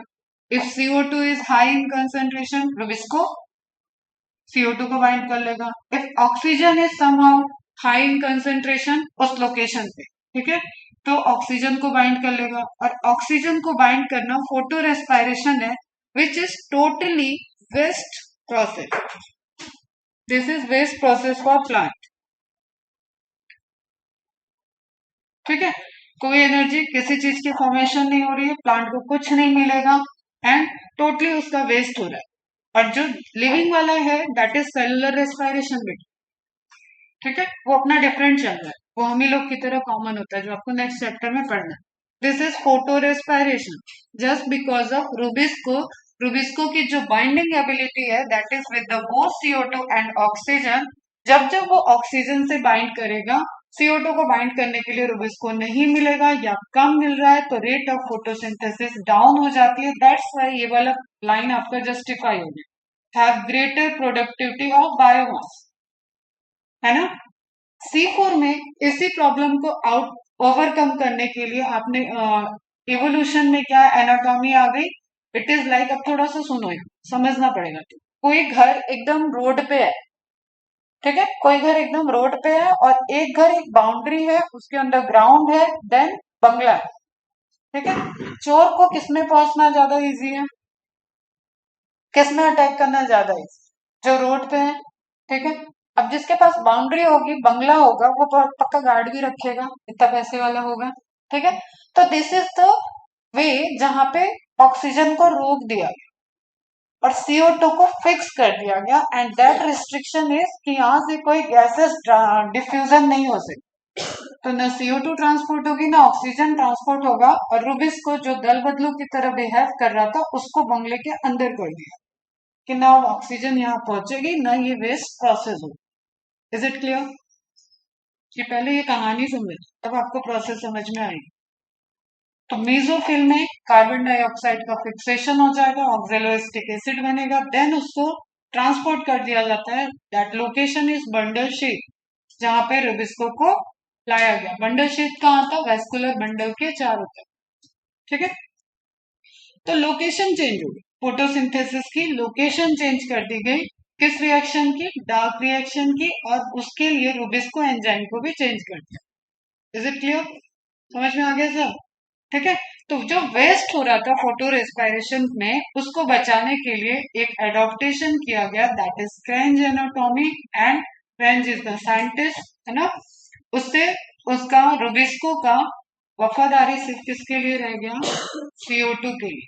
तो अब जब CO2 उसको मिलेगा, वो फोटोसिंथेसिस ही करेगा, ऑक्सीजन उस तक पहुंचेगा ही। चलो वापस आ जाओ। Study vertical section of leaves, one of a C3 plants and the other of a C4 plant. Do you notice the difference? Do both have the same types of mesophyll? Do they have similar cells around the vascular bundle sheath? कहीं image दिया है? मुझे याद है मैंने image पिछली बार।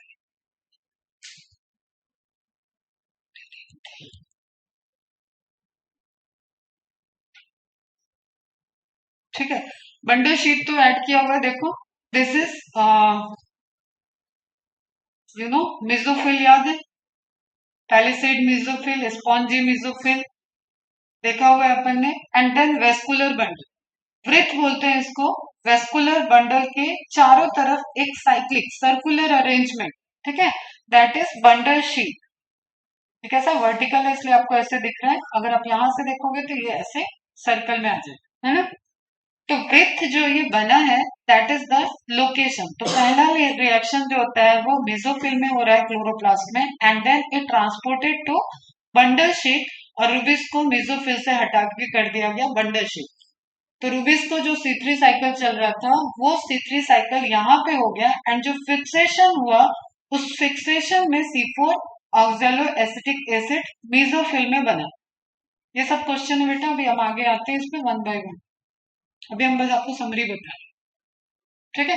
तो अब यहाँ रीजनरेशन में दो चीजों का होगा, एक तो C3 साइकिल में RUBP रीजनरेट होगा, दूसरा जिसने C4 साइकिल में रिसीव किया CO2 वो भी रीजनरेट होगा। तो ATP यहाँ पे ज्यादा आपके यूज होते हैं। समरी समझ में आ गई सबको? क्लियर है ना। तो जस्ट एडॉप्टेशन के लिए, वेस्टेज को रोकने के लिए एक एडॉप्टेशन हुई, क्रेंज एनाटॉमी नेचर में डेवलप हुआ, एंड उस एडॉप्टेशन की वजह से CO2 का फिक्सेशन लोकेशन चेंज हो।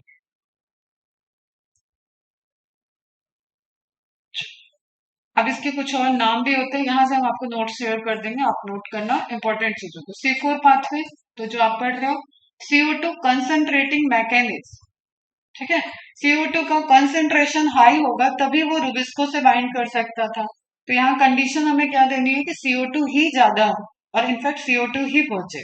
तो हम इसको क्या बोलते हैं? CO2 concentrating mechanism. प्रॉब्लम नहीं है ऑक्सीजन में।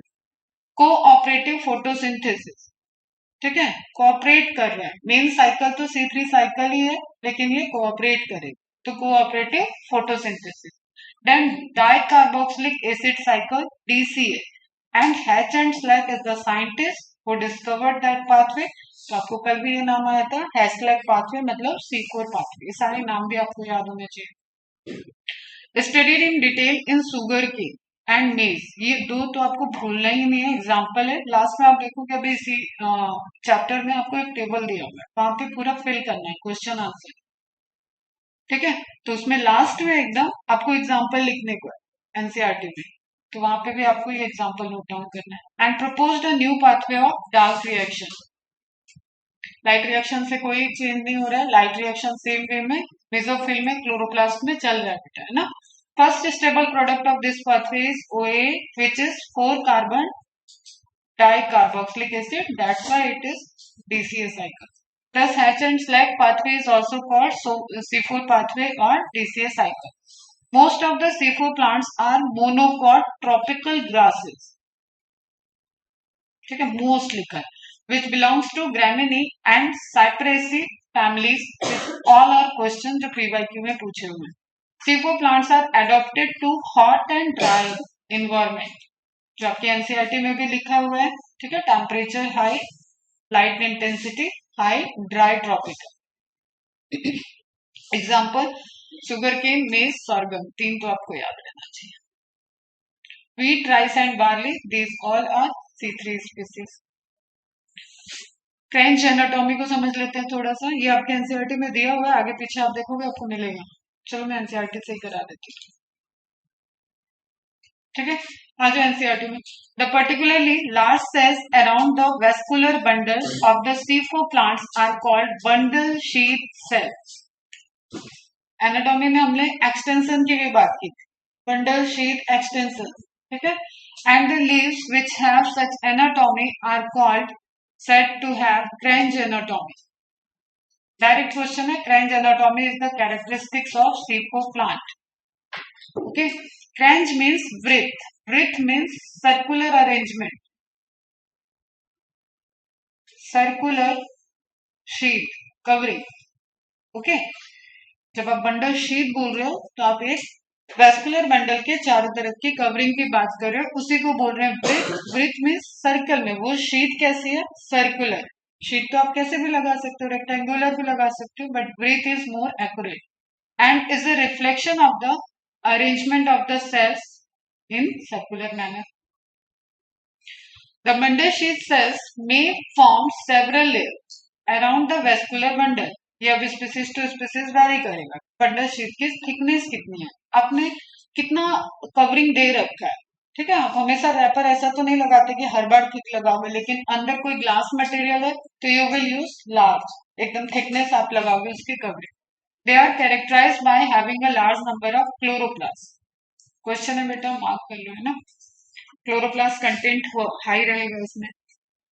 Thick wall impervious to gaseous exchange। Question है बेटा, ठीक है। इसलिए CO2 को फिक्स होके होना पड़े, CO2 ऑर्गेनिक एसिड के फॉर्म में एंटर करे। CO2 ऑक्सीजन अब दोनों एंटर नहीं कर सकते। वो जो बाउंड्री बना दी आपने, जो गार्ड बना दिया, उसकी वजह से अब वो गार्ड जिसको घर के अंदर जाना है उसको वे चेक करेगा, ठीक है। Thick was impervious to gaseous exchange and no intercellular space। Intercellular space होगा तो ऑब्वियसली गैस डिफ्यूज कर जाएंगे, सिंपल डिफ्यूजन है गैस का। तो कैरेक्टरिस्टिक्स है ये सारे क्वेश्चन है बेटा, सारे पूछ के इसमें से राइट वन रॉन्ग वन पूछ सकता है। You may like to cut a section of these leaves of C4 plant, maize and sorghum to observe the cranch anatomy and the distribution of mesophyll cell। maize, sugarcane, sorghum। It would be interesting for you to collect leaves of diverse species of plant around you and cut vertical section of leaves. Observe under the microscope, look for the bundle sheath around the vascular bundles। ठीक है, ये सब microscopic structure study करने का practical approach की बात कर रहे हैं। The presence of the bundle sheath would help you identify C4 plant. Obviously इस तरीके से जैसे मैंने अभी आपको सेक्शन दिखाया, तो आप माइक्रोस्कोप में देख सकते हो ना, तो शेडी अपीयरेंस दिखेगा। विदाउट बंडल शीट दिख रहा है तो you can observe the difference between kranz anatomy, C4 leaf and C3 leaf, clearly देख सकते हो आप। घर है, घर एक डायरेक्ट है और एक बाउंड्री के अंदर घर, तो आप ड्रोन से भी देखोगे तो भी वो दिख जाएगा कि दोनों में डिफरेंस है। उसी तरीके से आप समझो कि माइक्रोस्कोपिक एनाटॉमिक एनालिसिस में वो आपको दिख जाए। Now study the pathway shown in figure. The pathway that has been named the Haslak pathway is again a cyclic process. Let us study the pathway by listing steps. Cycle के अंदर cycle, तो C4 cycle के अंदर C3 cycle होता है। That's why C3 cycle universal हो जाए। Regeneration C4 का में भी होगा, रीजनरेशन यहाँ पे भी होगा। ओके, अब बात आती है कि पहला कार्बन एक्सेप्टर यहाँ पे CO2 एक्सेप्टर कौन सा है, क्योंकि रूबिस्को को तो आप RUBP को अंदर ले गए, ठीक है।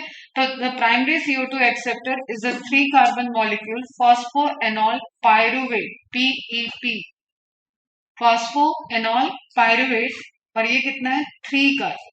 RUBP कितना था, 5 carbon and is present in the mesophyll cell. Location ध्यान रखना, this is question, bundle sheath में नहीं है ये।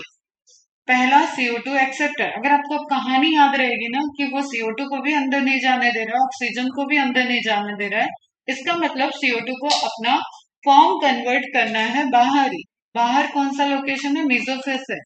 तो मेसोफिल सेल में CO2 को फिक्स कर लेगा फॉस्फोएनॉल पायरुवेट एंड इसमें PEP केज आता है। ये भी एंजाइम मैंने बता दिया था, कहा मिनरल एंड न्यूट्रिशन में मैग्नीशियम आयन के साथ ही आपने देखा था पीईपी केस रुबिस्को एक साथ ही था. The enzyme responsible for this fixation is PEP carboxylase. It's important to register that the mesophyll cells lack Rubisco enzyme. ये होगा तो फिर से फोटो रेस्पिरेशन हो जाता और यही तो प्रॉब्लम था कि रुबिस्को दल बदलू की तरह वर्क कर रहा है, वेस्ट करा दे रहा है. ऑक्सीजन रहेगा ही नहीं तो ऑक्सीजन से बाइंड करने की प्रोसेस ही नहीं होगी. ऑक्सीजन नहीं बाइंड किया तो फोटो रेस्पिरेशन नहीं होगा. क्लियर. तो इसलिए रुबिस्को एंजाइम को यहाँ से हटा के कहाँ रख दिया गया है, बंडल शीट में. समझ में आ गई बात. The C4 acid OA is formed in the mesophyll cell. तो obviously लोकेशन इसकी कहाँ होगी, mesophyll cell. PEP carboxylase mesophyll cell. Pyruvate phosphoenol pyruvate mesophyll cell. ये सब mesophyll में. तो पहला स्टेप कहाँ पे हो रहा है, फिक्सेशन ऑफ CO2 mesophyll में. ठीक है बच्चा. If it then forms the other 4 carbon compounds like malic acid or aspartic acid. इसी को बोल देंगे malate aspartate then also the right. In the mesophyll cells itself कहाँ हुआ ये कन्वर्जन भी, मेसोफिल सेल में हो गया. Which are transported to the bundle sheath cells. ये क्वेश्चन है आपके लिए कि बंडल शीथ सेल में ट्रांसपोर्ट कौन होगा, ऑक्जेलो एसिटिक एसिड नहीं होगा, एदर मैलिक एसिड और एस्पार्टिक एसिड. क्लियर है. एसिड से आप डिकार्बोक्सिलेशन अंदर करने वाले हो तो मैलिक एसिड जाएगा तो भी CO2 निकल जाएगा, एस्पार्टिक एसिड जाएगा तो भी CO2 निकल. लेकिन ऑक्जेलो एसिटिक एसिड को अलाउ नहीं करता, इसलिए वहां पे स्टेप ऑफ कन्वर्जन है एसिडिक में, एसिड का एसिड में conversion. In the bundle sheath cells these C4 acid, और कार्बन में भी कोई एडिशन नहीं है, चारों ही malic acid, aspartic acid and ऑक्जेलो acetic acid are the 4 carbon compound are broken down to release CO2. That step is decarboxylation. And 3 carbon molecule. ठीक है. 4 कार्बन था, एक CO2 निकाल लो और बाकी क्या बचे, 3 कार्बन. तो एक दो स्टेबल कार्बन बनेगा, एसिडी बनेगा, वो क्या रहेगा बेटा, 3 carbon molecule. The 3 carbon molecule is transported back to mesophyll for the regeneration. And ये जो CO2 था ये एंटर कर गया आपका केल्विन साइकिल. बाकी आपको पता है कहानी. ठीक है. Where it is converted to PEP again phosphoenol pyruvate, thus completing the cycle. कौन सी साइकिल, C4. ताकि जो पीईपी ने CO2 को रिसीव किया था वो मेसोफिल में बना रहे, तो मेसोफिल में ही पीईपी का रीजनरेशन होगा. The CO2 released in the bundle sheath cells enter the C3 or Calvin cycle or Calvin pathway, a pathway common to all plants. ठीक है. बाकी कहानी पुरानी. RUBP रुबिस्को, उसका लोकेशन ये दे दिया गया. तो अब ये C3 साइकिल का लोकेशन क्या है, बंडल शीथ सेल के chloroplast. The bundle sheath cells are rich in an enzyme ribulose bisphosphate carboxylase oxygenase but lack PEP case. देखो पीईपी केस का नीड कहाँ था, मेसोफिल. तो पीईपी केस कहाँ है, मेसोफिल. ठीक है. रुबिस्को का नीड कहाँ शिफ्ट कर दिया गया, बंडल शीट में. तो रुबिस्को कहाँ चला गया, बंडल शीट के क्लोरोप्लास्ट. दोनों ही क्लोरोप्लास्ट में, लेकिन एक मेसोफिल भी अलग सेल है उसके क्लोरोप्लास्ट में और एक बंडल शीट के क्लोरोप्लास्ट में. तो रुबिस्को की यहाँ की लोकेशन की वजह से C3 साइकिल का लोकेशन क्या हो गया, chloroplast of bundle sheath. Clear है. एंड पीईपी केस के वहां होने की वजह से क्या हो गया, first step of fixation takes place in mesophyll. Clear है. तुम देख लेना एक बार रिकॉर्डेड हेड डाउन करके लिख. Thus the basic pathway that results in the formation of the sugar, the Calvin pathway is common to the C3 and C4 plants both. Did you note that the Calvin pathway occurs in all the mesophyll cells of the C3 plant? In the C4 plant, it does not take place in the mesophyll cell, but does so only in the bundle sheath cells. Location ध्यान रखना, यही सब question मिलता है, but कहानी आप ध्यान रखो तो आपको ये सब समझ में आ जाएगा. अब हम देखो तुम्हें रिएक्शंस दिखा देते, थोड़ा ज्यादा नहीं है कुछ, बस हमें ये समझना है. CO2 फिक्स होने के पहले कार्बोनिक एसिड बनाता है, जब पूछे आपसे तो बता देना. ठीक है. जस्ट बिकॉज ऑफ यहाँ पे जो इन्वायरमेंट है, जो वाटर प्रेजेंट है, CO2 plus H2O form H2CO3. ठीक है, कार्बोनिक एसिड बन जाएगा। एंड SCO3 माइनस फॉर्म में, वो जब आयनिक फॉर्म में प्रेजेंट है, उसी को फॉस्फोइनॉल पायरुवेट रिसीव करता है। ओके, इससे फिक्सेशन ऑफ CO2 हो गया, फॉर्मेशन ऑफ ऑक्जेलो एस्टिक एसिड हो गया। एनसीईआरटी में दिया थोड़ा सा शॉर्ट ना। देन NADPH एंटर किया। अब ये मॉलिक्यूल NADPH का यहाँ एक्स्ट्रा यूज हो रहा है, क्योंकि कैल्विन साइकिल वाला तो आपको याद है यहाँ पे क्या क्या यूज होगा, उसमें आपको और एड ऑन करने पड़ेगा। NADP रीजनरेट हुआ, मैलिक एसिड या एस्पार्टिक एसिड का फॉर्मेशन हो जाएगा। It depends on the functional group. ठीक है, कौन सा एसिड है उसके अकॉर्डिंग मैलिक एसिड और एस्पार्टिक एसिड बन जाएगा। And it transport to bundle sheath. Bundle sheath में आने के बाद उसकी लोकेशन कहाँ है, क्लोरोप्लास्ट का स्ट्रोमा बेटा है ना, क्लोरोप्लास्ट के स्ट्रोमा में पहुंच गया। एंड यहाँ पे मैलिक एसिड अस्पार्टिक एसिड का डी कार्बोक्सिलेशन कर लिया गया। जो इंपॉर्टेंट है that is this and this. ये जब पूछा जाएगा कभी, तब आपको बताना है, अदरवाइज आप सिंपली लिखो CO2 को रिसीव करता है फॉस्फोइनॉल पायरुवेट। डीकार्बोक्सिलेशन करने से जो आपको CO2 चाहिए था वो मिल गया।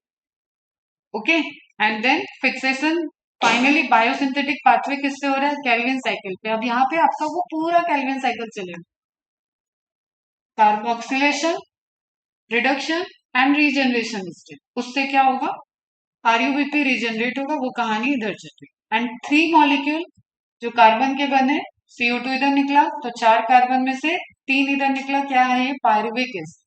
पायरुविक एसिड का नाम अगर आपने ग्लाइकोलिसिस थोड़ा बहुत पढ़ा है, तो ग्लाइकोलिसिस का एंड प्रोडक्ट जो है दैट इज पायरुवेट। एक ग्लूकोज से 2 पायरुविक एसिड का फॉर्मेशन होता है। एंड पायरुविक एसिड ट्रांसपोर्ट हो रहा है, दिस इज अगेन क्वेश्चन। वो एसिड कौन सा है जो बंडल शीट से मेसोफिल में ट्रांसपोर्ट होगा, वो एसिड कौन सा है जो मेसोफिल से बंडल शीट में जा रहा है, that is malic acid and aspartic acid. जो बंडल शीट से रीजनरेशन के लिए जा रहा है फॉस्फोइनॉल पायरुवेट का, that is pyruvic acid. Clear है, तो पायरुविक एसिड बाहर आ गया, रीजनरेट हुआ, 2 मॉलिक्यूल एडिशनल ATP का यूज होगा, and finally phosphoenol pyruvate regenerate. देखो जरा एक बात क्लियर है तो मैं, लोकेशन ध्यान रखना, रिएक्शन ध्यान रखना, कौन कहाँ ट्रांसपोर्ट कर रहा है, दैट इज द क्वेश्चन। और ये अच्छे क्वेश्चन होते हैं बेटा। सबसे ज्यादा क्वेश्चन ही C4 प्लांट से आए, C3 का नहीं पूछते जब, या तो केल्विन साइकिल के प्रोडक्ट पूछ लेगा, या तो C4 प्लांट के लोकेशन और क्या क्या एडॉप्टेशन है, वैसे क्वेश्चंस पूछेंगे। तो इसमें 2 सेल इन्वॉल्व हो रही है, लीफ की मेसोफिल सेल और बंडल शीट सेल।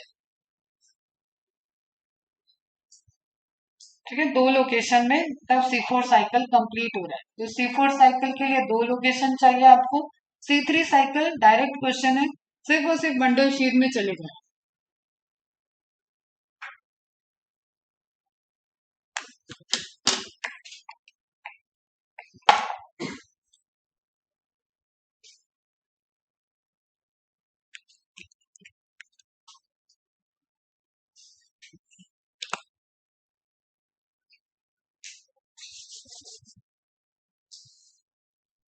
ये सेल है बेटा, इसलिए प्लाज्मा मेम्ब्रेन और सेल वॉल लिखा है, उसमें कंफ्यूज मत होना। ठीक है, इसके अंदर क्लोरोप्लास्ट होगा, उसमें ये सारे रिएक्शंस चल रहे हैं, तो बेसिक चीजों को मत भूलना।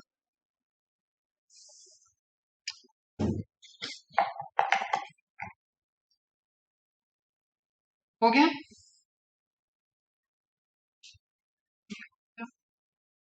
कैरेक्टरिस्टिक्स नोट कर लेना बंडल शीट की, लिखी है एनसीईआरटी में, वही आपको मार्क करके रखना है। Having a large number of chloroplast, thick wall, impervious to gases exchange, no intercellular space. Dimorphic chloroplast, थोड़ा ये आप नोट करोगे ना। Morphic means morphology, appearance of chloroplast. ठीक है, ये क्वेश्चन है डायरेक्ट कि ए ग्रेनल और ग्रेनल क्लोरोप्लास्ट, इसके लोकेशन पूछता है। Dimorphic chloroplasts are present in leaf cell of C4 plant. Chloroplast of bundle sheath cells or crane cells are large and without grana. ठीक है, लाइट रिएक्शन की need ही नहीं है। ठीक है, लैमिली होगा, ग्रेना नहीं है, लैमिली है, इसका मतलब वहां पे PS1 चला सकते हैं अपन, ATP को प्रोड्यूस कर सकते हैं। ए ग्रेनल ध्यान रखना, agranal chloroplast is characteristics of bundle sheath, that is the thylakoids are present only as stroma lamellae. ठीक है बच्चा, ग्रेना हटा दिया तो अपन ने क्या बचा, stroma lamellae, thylakoidal lamellae. Mesophyll chloroplast are small, इसकी साइज ज्यादा बड़ी होती है बेटा, ये ध्यान रखना, क्लोरोप्लास्ट की साइज। ठीक है, size of chloroplast is larger in bundle shape, smaller in mesophyll and with grana. जो आप नॉर्मल आप क्लोरोप्लास्ट का स्ट्रक्चर देखते हो वो मेसोफिल में आपको दिखेगा, that is both grana and stromal thylakoids are present. ये हो गया, ये हो गया, ये इंपॉर्टेंट है। Reduction of OA takes place by NADPH2 result in formation of malic acid, इसलिए मैंने बताया एक NADPH2 आपका एक्स्ट्रा यूज हो रहा है। और ट्रांस अमीनेशन, अमाइनो ग्रुप को ट्रांस अमीनेट करना है, ठीक है, लोकेशन चेंज करना है of OA resulting in formation of aspartic acid and malic acid. ठीक है, यहाँ एस्पार्टिक एसिड को लेके अंदर गए, the malic acid और aspartic acid formed in mesophyll से transfer to bundle, ये again NCERT आपका, and उसका decarboxylation हो गया। Release CO2 in bundle sheath cells is accepted by RUBP, catalyzed by Rubisco. The C3 cycle operates in bundle sheath with utilization of assimilatory power same। अब यहाँ पे आप calculation पे आ जाओ कि एक्स्ट्रा जो लग रहा है उसको आप कैसे कैलकुलेट करो। ठीक है, ये तो हो गया, ये तो आपको नोन है, C3 साइकिल में इतने लगने ही है, 6 टर्न चलेगा, एक ग्लूकोज बनेगा, वो सारी चीजें। Pyruvic acid from bundle sheath cells return to mesophyll, it regenerate the PEP primary CO2 acceptor of C4 plant, ध्यान रखना, बाय यूटिलाइजेशन ऑफ 12 ATP बेटा। अगेन वही बात है, एक के लिए 2 ATP, तो सारे CO2 को रीजनरेट करने के लिए 6 CO2 को रीजनरेट करने के लिए 12 ATP, catalyzed by enzyme PPDK pyruvate phosphate dikinase. So in C4 plant total 30 ATP, ये 12 को आप प्लस कर दो, 18 प्लस 12 ATP कितने लग गए, 30 ATP। लिखो मेरे साथ साथ लिखो, आप कैलकुलेशन में तो भूल जाओगे कि क्या हो रहा है, मैम क्या ही बताए। एडिशनल ATP लग गए है ना, तो 30 ATP और एडिशनल NADPH2 भी लग गया। जब आप फिक्सेशन कर रहे थे ऑक्जेलिक एसिड में, यहाँ पे फिक्सेशन कर रहे हैं बेटा, एस्पार्टिक एसिड बना रहे हैं, तो यहाँ पे आपने NADPH पे यूज किया ना, तो ये भी एक्स्ट्रा लग रहा है।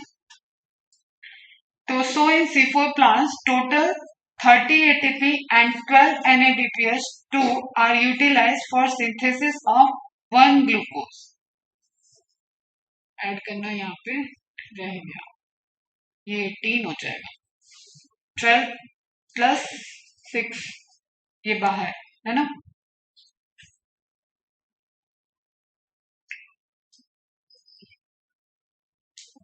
स्पेशल क्यों हुए, फ्रेंच एनाटॉमी है, tolerate higher temperature, they show a response to high light intensity. देखो अभी अपन फोटोसिंथेसिस के पॉइंट से बात कर रहे हैं, इन्हीं सभी जगह पे क्या होगा, इन प्लांट की कैरेक्टरिस्टिक्स होती है रेट ऑफ ट्रांसपिरेशन को भी स्लो डाउन करने की, क्योंकि टेम्परेचर हाई है, टेम्परेचर हाई है तो ट्रांसपिरेशन हाई चलेगा, तो इनके सारे एडॉप्टेशन ऐसे रहेंगे कि क्लोजिंग ऑफ स्टोमेटा ज्यादा हो, वाटर का लॉस कम हो। तो एक ही प्लांट में कई कैरेक्टरिस्टिक्स के एडॉप्टेशन होते हैं बेटा ना। They lack a process called photorespiration, so have greater productivity of biomass। ये आपकी NCERT की लाइन है, जिसको आपको इसी तरीके से बुलेट फॉर्म में, क्वेश्चन के फॉर्म में कन्वर्ट कर लें।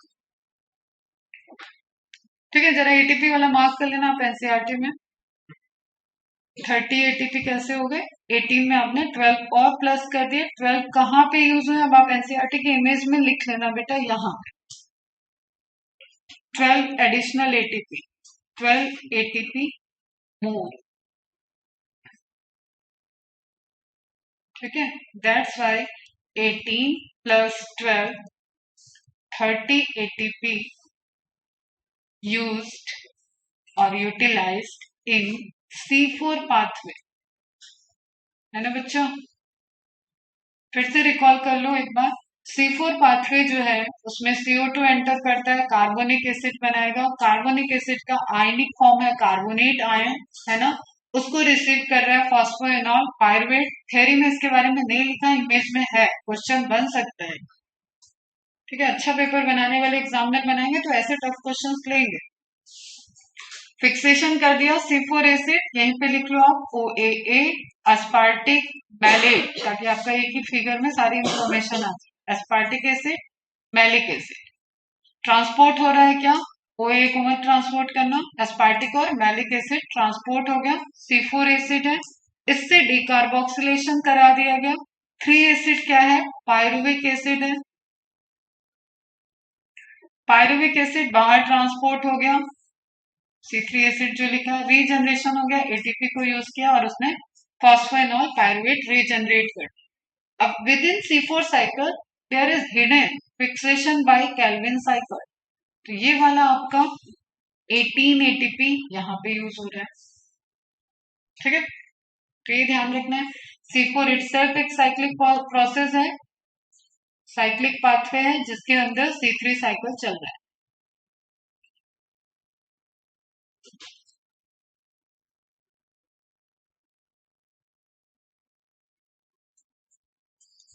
ठीक है बच्चों, लोकेशन फिर से सुन लो। ये वाली प्रोसेस मेसोफिल में हुई, ये वाली प्रोसेस बंडल शीट सेल में हुई। अब इसको हम पहले तुमको सॉल्व ही करा दें। तुम डायरेक्ट आ जाओ, एक टेबल दिया हुआ है और देखो, अच्छा पूरे पेज पे ही टेबल है। यार ये मैं टेबल है बार सोचती हूँ, मैंने याद ही नहीं किया।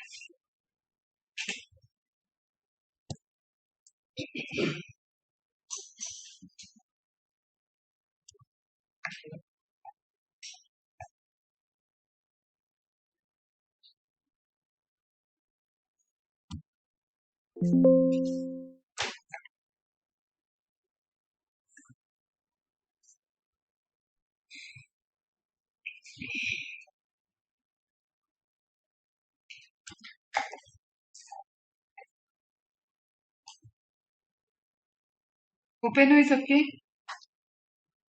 ओपन करो, एक टेबल दिया हुआ है।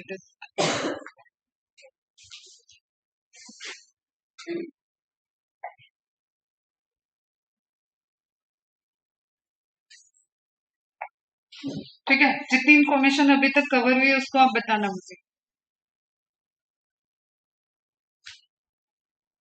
Cell type in which the Calvin cycle takes place in C3 plant and C4 plant. Fill करें। C3 plant टेबल 13.1,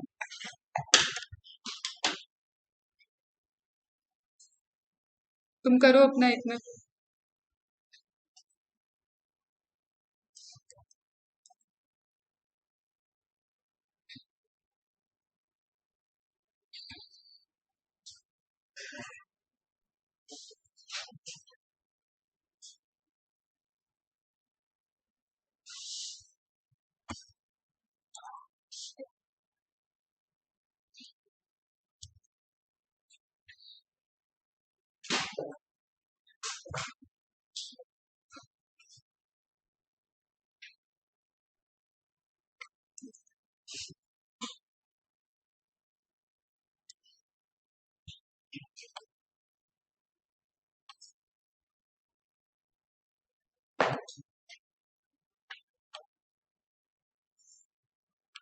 हो रहे हैं फिर?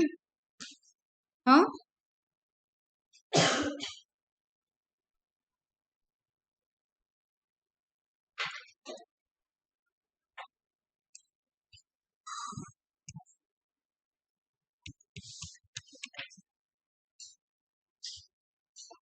क्या लिखा बताओ? What is the answer first का?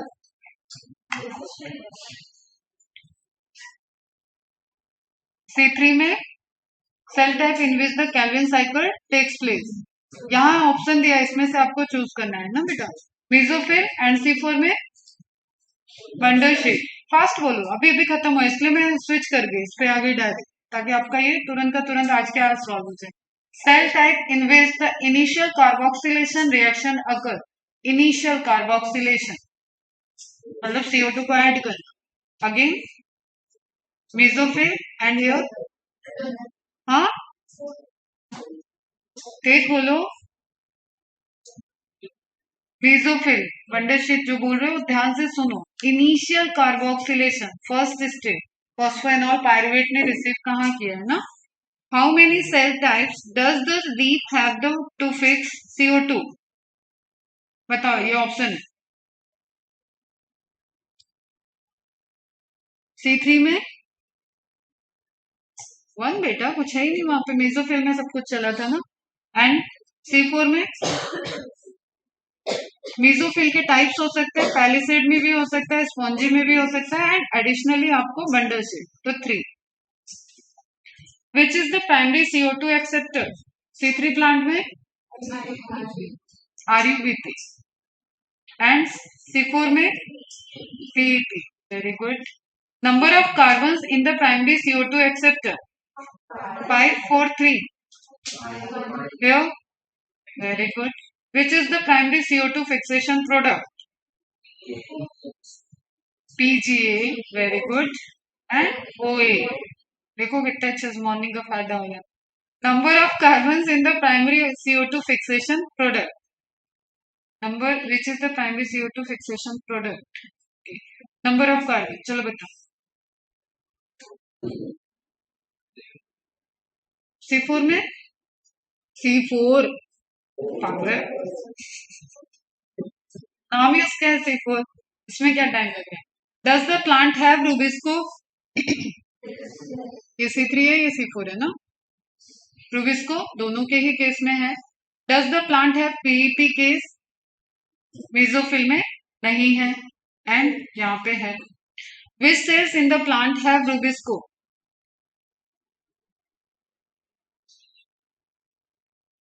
यहाँ मेसोफिल, यहाँ bundle sheath. CO2 fixation rate, ये सब अब हमने पढ़ाया नहीं है, ये छोड़ो, ठीक है। बाकी चीजें छोड़ो, एग्जाम्पल चाहो तो लिख सकते हो। Maize, sugar cane and sorghum, and इधर व्हीट, बार्ली, राइस सब इधर आ जाएगा। C3 यहाँ आ जाएगा, wheat, barley, rye and sugar cane, maize, sorghum यहाँ जाएगा। ये आपको फोटोसिंथेसिस का फैक्टर समझने के बाद ही हम बता। चलो वापस, ये हो गया, ये इमेज क्लियर है, ये थ्योरी हो गई अपनी कंप्लीट। हो गया। एंड क्या रह गया?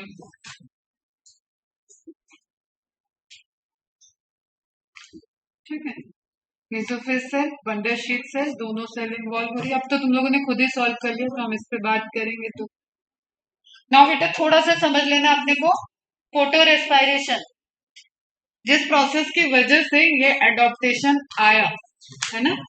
Let us try and understand one more process that creates an important difference between C3 and C4 plants, that is photorespiration.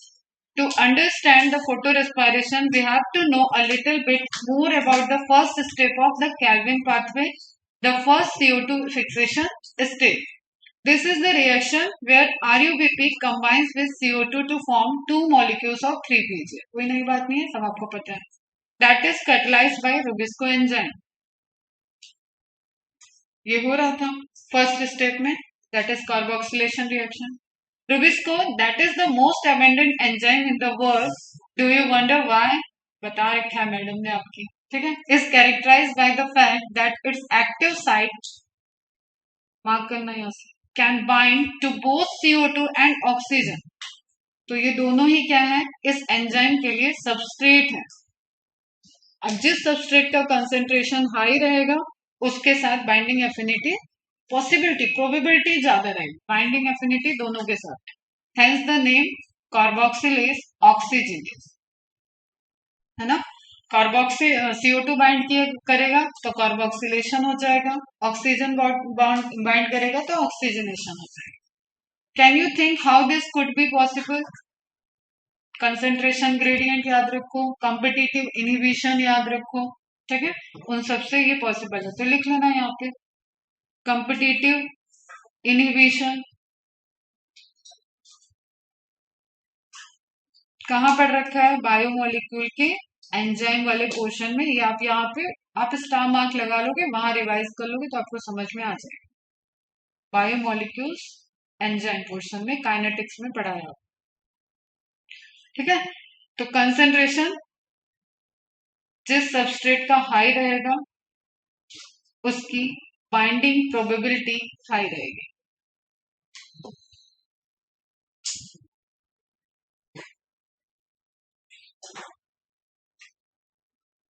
तो रुबिस्को कैसा है ना, रुबिस्को को थोड़ा स्टोरी फॉर्म में याद रखो। ऑक्सीजन है तो ऑक्सीजन की तारीफ कर रहा है, CO2 है तो CO2 की तारीफ कर रहा है। ठीक है, ऑक्सीजन नहीं है तो CO2 की बुराई कर रहा है, ऑक्सीजन नहीं है तो ऑक्सीजन की बुराई कर रहा है CO2 से बैठ के, और CO2 नहीं है तो CO2 नहीं है तो CO2 की बुराई कर दे रहा है ऑक्सीजन से बैठ। तो इट इज लाइक बिन पेंदी का लोटा टाइप, है ना, या थाली का बैंगन, ये सब कहावतें यूज होती है। तो रुबिस्को अगर एक वफादारी, आपको पता है एंजाइम इज वेरी स्पेसिफिक, अगर सिर्फ उसकी स्पेसिफिसिटी CO2 के साथ होती तो ये कॉम्प्लिकेशन ही नहीं होता। तो यहाँ पे उसकी स्पेसिफिसिटी दो सबस्ट्रेट के साथ होना कॉम्प्लेक्सिटी को अराइज कर। Rubisco has a much greater affinity for CO2 when CO2 and oxygen is ratio is nearly equal. जब इक्वल होगा तो रुबिस्को CO2 के साथ वफादार है, लेकिन ऑक्सीजन का कंसंट्रेशन हाई होने पे वो स्विच कर जाएगा। Imagine what would happen if this were not so. अगर दोनों इक्वल नहीं है तो क्या होगा, रुबिस्को अपना रंग दिखाएगा। This binding is competitive, mark कर लो। It is the relative concentration of oxygen and CO2।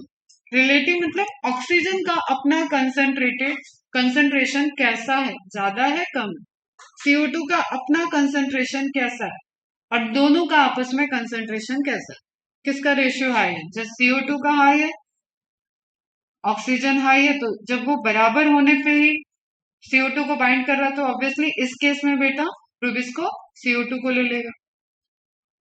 ठीक है, CO2 लो है, ऑक्सीजन हाई है, उस केस में रुबिस्को किसको ले लेगा, ऑक्सीजन, एंड ऑक्सीजन को लेते ही क्या हो जाएगा वहां पे, फोटो रेस्पिरेशन हो जाएगा। It is the relative concentration of oxygen and CO2 that determines which of the two will bind to the enzyme. ठीक है, अब आप देखो फिर से ग्राफिकल, CO2 बाइंड किया रुबिस्को से, सबस्ट्रेट RuBP ही है, रिएक्शन क्या हो जाएगा, पूरा आपका फोटोसिंथेसिस चला गया केल्विन साइकिल। CO2 नहीं बाइंड किया, ऑक्सीजन बाइंड किया, CO2 और रेशियो में लो CO2 है तो फोटो रेस्पिरेशन हो गया। The light dependent Uptake of oxygen, तभी आप उसको फोटो बोल रहे हो, and release of CO2 in green cells of C3 plants are called photorespiration. Respiration में कॉमनली हम यही जानते हैं, ऑक्सीजन अंदर एंटर करता है और CO2 रिलीज होता है। ठीक है, तो रिलीज ऑफ CO2 तो है ही वहां, डिकार्बोक्सिलेशन होगा तो this process create an important difference between C3 and C4 plant. It occurs in chloroplast, peroxisome, mitochondria. बेटा ये क्वेश्चन है, कौन कौन से सेल ऑर्गेनेल इन्वॉल्व हो रहे हैं। अब पेरोक्सिसोम कुछ याद है, Soma means body, peroxide, hydrogen peroxide reactions जहां पे होते हैं वो बॉडी क्या है आपकी, पेरोक्सिसोम। सीक्वेंस याद रखना है आपको, क्लोरोप्लास्ट के बाद पेरोक्सिसोम एंड पेरोक्सिसोम के बाद माइटोकॉन्ड्रिया। और ये आपको आंसर की में गलत मिलेगा, PYQ है, आया था, आंसर की गलत थी, चैलेंज किया था, लेकिन लोग आलसी हैं, अपडेट नहीं करते हैं, तो वही कॉपी पेस्ट चला आ रहा है, तो आप फिर से सॉल्व करोगे तो ये आपको गलत मिलेगा। तो यू शुड नो क्लोरोप्लास्ट में एंड देन पेरोक्सिसोम में एंड माइटोकॉन्ड्रिया। तो सेल अलग अलग नहीं है, सेल ऑर्गेनल अलग अलग फोटो रेस्पिरेशन करने के लिए। Mitochondria is also place for the cellular respiration, cellular respiration भी माइटोकॉन्ड्रिया में ही होती है। Photo respiration mitochondria important role play कर रहा है, लेकिन क्लोरोप्लास्ट और पेरोक्सिसोम भी उसमें इन्वॉल्व होते हैं। ठीक है बच्चा, NCERT है।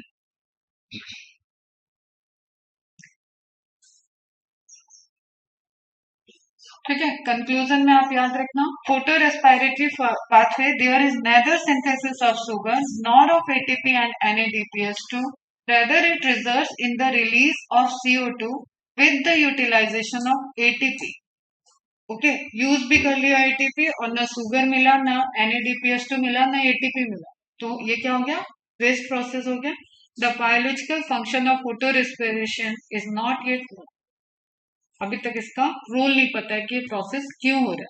लेकिन C3 की पॉपुलेशन या C3 का प्रोडक्टिविटी इतना हाई है और ऑक्सीजन हमारे एटमॉस्फेयर में इतना हाई है कि उसको इससे कोई फर्क नहीं पड़ रहा है प्लांट।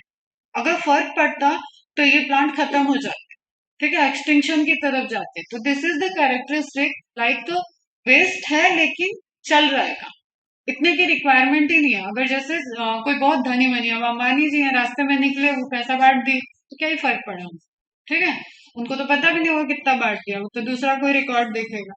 तो उस तरीके से ऑक्सीजन इतना सारा एटमॉस्फेयर में, अगर कुछ ऑक्सीजन अंदर आके वो चला भी गया तो कोई फर्क नहीं पड़ रहा है। बस वेस्ट हम क्यों बोल रहे हैं, क्योंकि ये एटीपी यूज कर ले रहे हैं। एटीपी यूज किया मतलब हमारी कुछ एनर्जी ले गया, करेंसी ले गया, ठीक है। लेकिन एटीपी का फॉर्मेशन इतना हो रहा है कि थोड़े एटीपी ऐसे भी चले जा रहे हैं तो भी प्लांट को फर्क नहीं पड़ रहा है। तो ये समझो कि वेस्ट में अगर ये कोई टॉक्सिक होता तो ऑब्वियसली इवोल्यूशन इसको धीरे धीरे एक्सटिंक्ट कर देता, ठीक है। लेकिन ये 80% प्लांट में हो रहा है और 20% में नहीं हो रहा।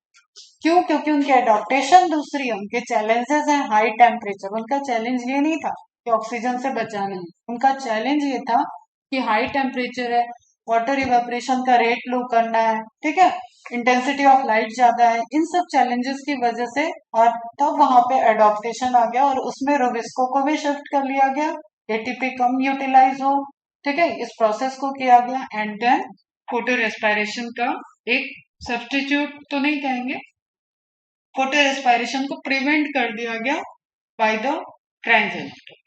समझ में आ रहा है?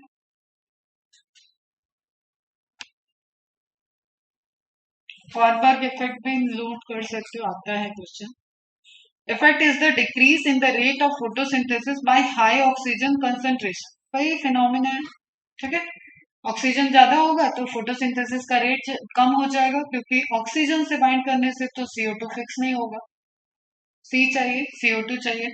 Oxygen is a competitive inhibitor of the carbon dioxide fixation by rubisco. Furthermore oxygen promotes photo respiration which reduces photosynthetic output. That's why biomass high किसमें है? सीको प्लांट में, ठीक है। कुछ एक दो चीज यहाँ पे आपको और याद करनी है। फिक्सेशन के लिए जो रिसीव कर रहा है ऑक्सीजन को, जो रिसीव किया, दैट इज RuBP। इससे क्या बनेगा? एक तो आपका पीजीए बन ही रहा है, लेकिन एक पीजीए से कुछ नहीं होने, ठीक है। दूसरा मॉलिक्यूल क्या बन रहा है यहाँ पे? फॉस्फोग्लाइकोलेट, ये पूछा जाता है, याद रखना। दो कार्बन मॉलिक्यूल, ठीक है, ग्लाइकोलेट में कन्वर्ट हो रहा है। वो ग्लाइकोलिक एसिड भी आप इसको बोल सकते हो। ग्लाइकोलेट वो फॉर्म है जो कि परऑक्सीसोम में ट्रांसफर हो रहा है। जस्ट हम क्वेश्चन करा रहे हैं बेटा, डिटेल नहीं बता रहे ना। ग्लाइकोलेट परऑक्सीसोम में ट्रांसफर हुआ, देन इट फिक्सेस तो ग्लाइसिन, अमाइनो एसिड हो गया ये। ग्लाइसिन ट्रांसपोर्ट किया माइटोकॉन्ड्रिया में, माइटोकॉन्ड्रिया में इसका डिकार्बोक्सिलेशन हो रहा है, CO2 अमाइनो ग्रुप निकाल लिया गया और इसको सेरीन में कन्वर्ट हो गया। तो ग्लाइसिन सेरीन डायरेक्ट पूछा था, कन्वर्जन ऑफ सेरीन माइटोकॉन्ड्रिया में, ट्रांसपोर्टेशन ऑफ ग्लाइसिन परऑक्सीसोम से माइटोकॉन्ड्रिया, ठीक है। जो क्वेश्चन है वो मार्क कर दे रहे हैं। एंड देन सेरीन से ग्लिसरेट का फॉर्मेशन परऑक्सीसोम में, परऑक्सीसोम से ग्लिसरेट जाता है क्लोरोप्लास्ट में, एंड फाइनली फिर से एक पीजीए और बनेगा एंड C3 साइकिल वहां पे चलेगा। क्लियर? तो इस तरीके से प्रोसेस होता है। ये आपको बहुत डिटेल में पढ़ना भी नहीं है, इसलिए हम पढ़ा भी नहीं है। बस आप यहाँ पे कुछ क्वेश्चंस पूछे जाते हैं। एक तो सीक्वेंस ऑफ ऑर्गेनेल, ये ध्यान देना, this is not the sequence of cells. छोटी सी गलती बिल्कुल नहीं करना। एक सेल के अंदर 3 लोकेशन पे प्रोसेस चल रही है, तब पूरा फोटो रेस्पिरेशन की प्रोसेस हो रही है। First is chloroplast, second is peroxisome, glycolate transfer होता है पेरोक्सिसोम में, ग्लाइसिन ट्रांसफर होता है माइटोकॉन्ड्रिया में, सेरीन अगेन पेरोक्सिसोम में converted to glycerate, glycerate then converted to finally RuBP। ठीक है, इसके क्वेश्चन जब सॉल्व करोगे तब ये तुम्हें मिल जाएंगे, इसको डिटेल में आपको नहीं देगा।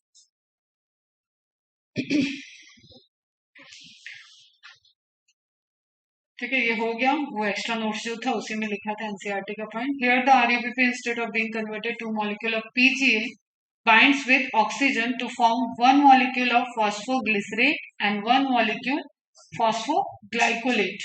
glycolate 2 कार्बन का होता है, ये 3 कार्बन। वही आपका पीजे वाला। In a pathway called photorespiration. In photorespiratory pathway, there is neither synthesis of sugar nor ATP. This is question.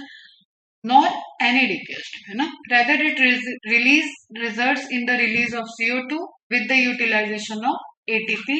In the photorespiratory pathway, there is no synthesis of ATP or NADPH2. The biological function of photorespiration is not. ये हो गया आपका answer.